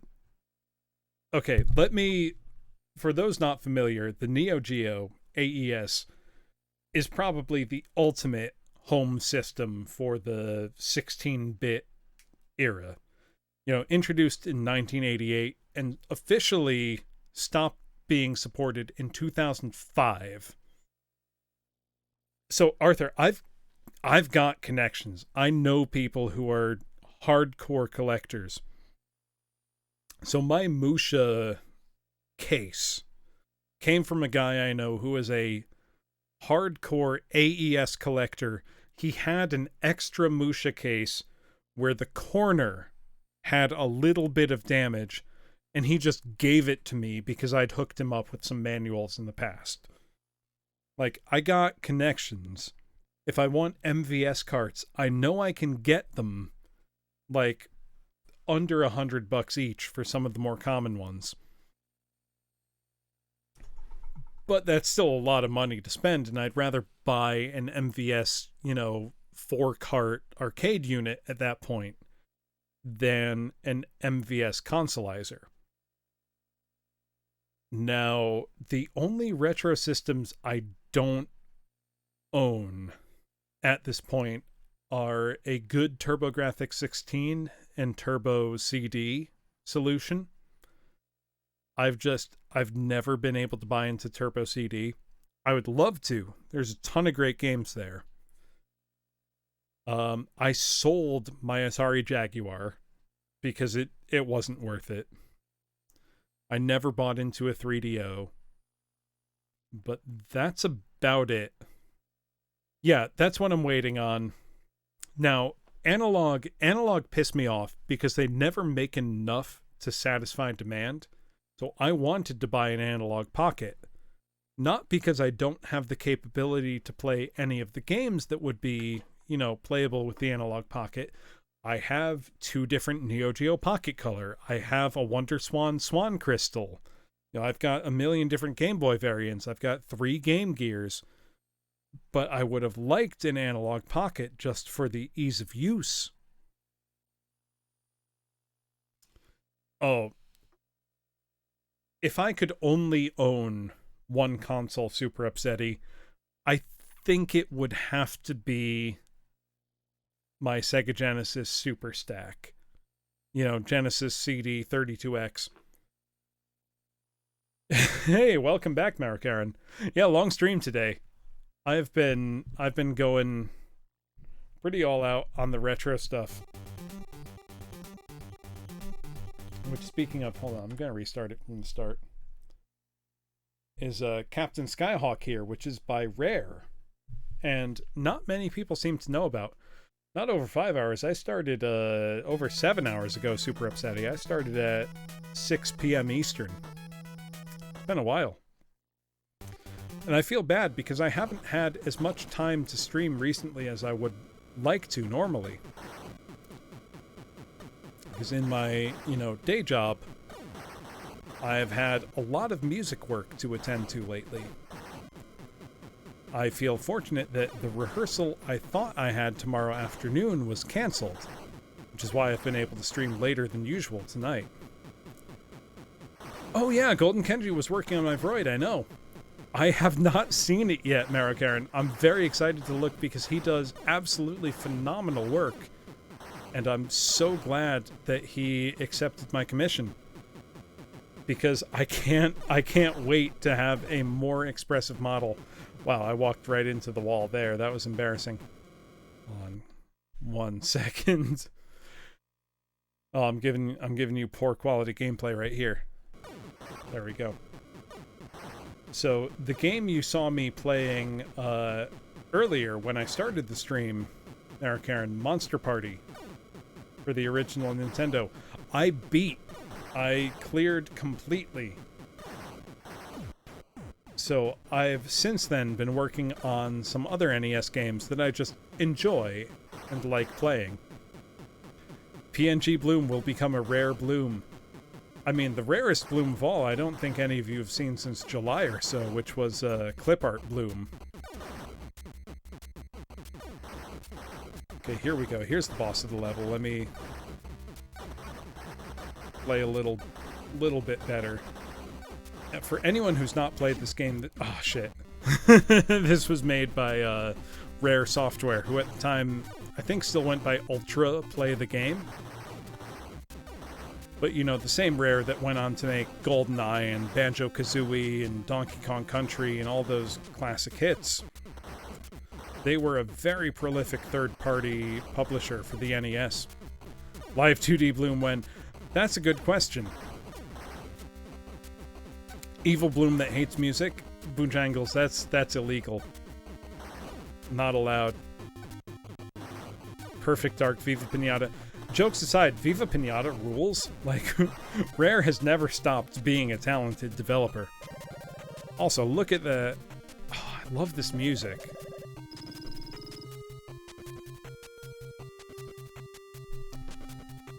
Okay, now the next stage of gameplay is very similar to something like Afterburner or Top Gun.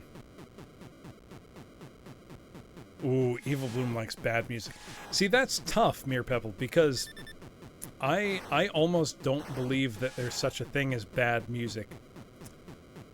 Oh, Arthur, I hate to burst your bubble. I used to live in South Korea. I quite like a lot of K-pop. I can't pretend I don't. Especially because I enjoy playing Beat Saber. You know, the VR rhythm game. And K-pop and Beat Saber go so well together. I have in fact lived the K-pop life. Now, I'm not going to try to convert anybody to K-pop, but I will defend it as having its place. Especially something like, I have a lot of respect for how much it takes for a group like BTS to sing and dance the way they do at the same time. That's not easy. You know, I mean, I am, in general, a boy band defender. A tease, yes. Okay, here is the hardest part of Captain Skyhawk right here is I need to line myself up with this bullshit and then hit forward and not destroy myself. Hold on. Shit. This doesn't help that my thumb is crying out. Okay, I made it in. Now you can upgrade your weapons and shit.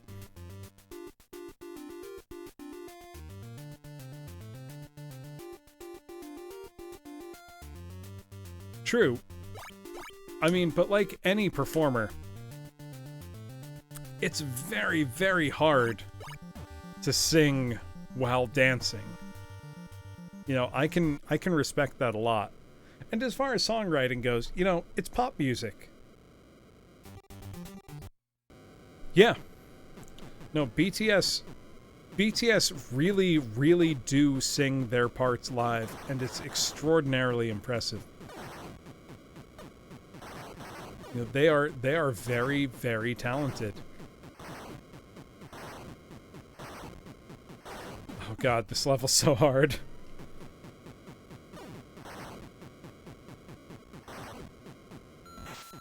Oh shit, I just missed. Yeah, I mean, K-pop is just the latest, you know... All that happened was the West forgot about boy bands, you know, after NSYNC and Backstreet Boys and 98 Degrees and whoever.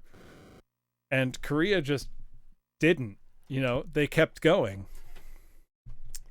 Oh yeah, no, Hyuna is not... I mean, she's not pretending even to sing well live. But that's fine, you know, you don't need to. All right. I think I have one last game to put on before I call it a night. And this was a game that I was never very good at. Let's see. Oh, hold on. Oh, no. The fan base. I try not to let the fan base color my opinion of things too much. There we go. There's Kung Fu. Yeah, when I was living in South Korea, so like 2012, 2013, 2014, the fans were not that bad, but I also lived there and I didn't have to know about social media or fans who lived there. People who live on social media. Shit. Kung Fu is like the ultimate example of a memorization game. And interestingly, this was I think it was a Data East side-scroller, but it was published by Nintendo at the time.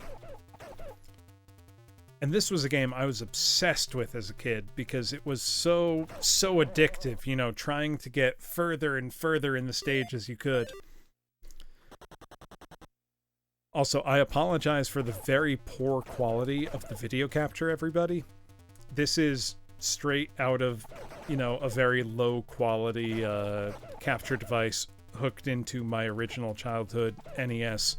So, not like how Arthur Abbott does very fancy, I think you have a frame doubler of some variety. Yeah, genocide, exactly, because, good music or exciting music has no age limits. Okay, there we go. Oh, shit. I can't deal with having to jump or dodge. A bop's a bop, exactly. Okay. My hands are too fucked up to try to keep doing this. Yeah, RetroTink, exactly. So I've been playing all off real hardware tonight, but this is just off it's a very cheap, composite to USB straight capture device, which I think I would like to use, and tell me if any of you are interested in this class. I would like to use this solution to stream the audio out from one of my receivers. I would like to do a media share night where I'm playing vinyl records for everybody and just talking about the music that I'm playing, because I have well over 1,000 records in my collection and would really enjoy just sharing them with everybody. Oh shit, did my connection shit the bed again? I think it might have. Am I still online? Yeah, that would be a lot of fun. And I have at this point now dozens of video game soundtracks on vinyl, so that would be a lot of fun. I could maybe set up like a document camera to show the record itself. War of the Worlds vinyl. I do not Genociding Gemini, but I wonder if I could find that. I could ask around some local record shops and see if we have the Orson Welles broadcast of that. But as I have been live now for almost 7.5 hours, longer than I usually go, why don't we see who is online right now? I think Sigrid and Bird should still be having their subathon. Let me check if they are. Oh, don't tell me they've finished already. That would be way too soon. Okay, good. They're still going. They're still going. Oh, excellent. Yeah, so I've got one of my hobbies. Yeah, they are, Arthur. I just checked. Genociding Gemini, one of my hobbies is repairing old audio equipment. So turntables, cassette decks, receivers. I do a lot of repair work, which is usually quite easy to do because you've got, all the materials for how to repair it online, service manuals, even video tutorials, really. So I've repaired, hobby collecting is my hobby, Super Upsetty. You don't know how true that is. It's alarming. But it means I have, I think over a dozen different turntables at this point. Cassette decks, receivers, things that I've repaired that I either sell to friends at cost or just, enjoy for my own personal gratification. So it would be fun if I could share that with people for some kind of media share night. So that might be an idea coming up. I don't have any streams planned for the weekend, but Monday, November 1st, I will be announcing on Twitter the next VTuber choir project. Oh, thank you, Genociding Gemini. I hope I'm a cool dude. I try my best. But I will be announcing the next VTuber Choir project, so there will be a lot of interest there. So please share that with your friends. If you know people who might like to participate, please forward, my contact information to them. Yeah, of course, Horatio. Yes, we're doing another choir project, bigger and better than last time, even. Last time's going to look like a trial run compared to what I have planned for the holidays.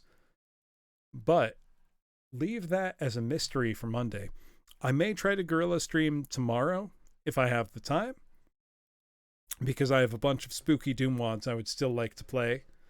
But, I'll play Doom anytime for no reason. But since it is their subathon, let us go raid Sigrid and Bird, who are fantastic streamers. If you have not watched them, you absolutely should. That's all I really have to say about that. Take care of my thumb. I'm going to, Mere Pebble. Don't worry, because I can actively feel it right now. Yes, absolutely, Super Upsetty. This will be open to both VTubers and viewers. So I will be just keep your eyes open for a tweet coming probably Monday. So let us go raid Sigrid and Bird. What should my raid message be? What? Even though I wasn't singing, we'll go with our usual do raid me. You're joking, but I want as many people as I can to join. So if you would like, please copy do raid me. We'll go raid Sigrid and Bird and wish them a happy subathon. So thank you very much, class, and I will see you next week. Thank you for coming by.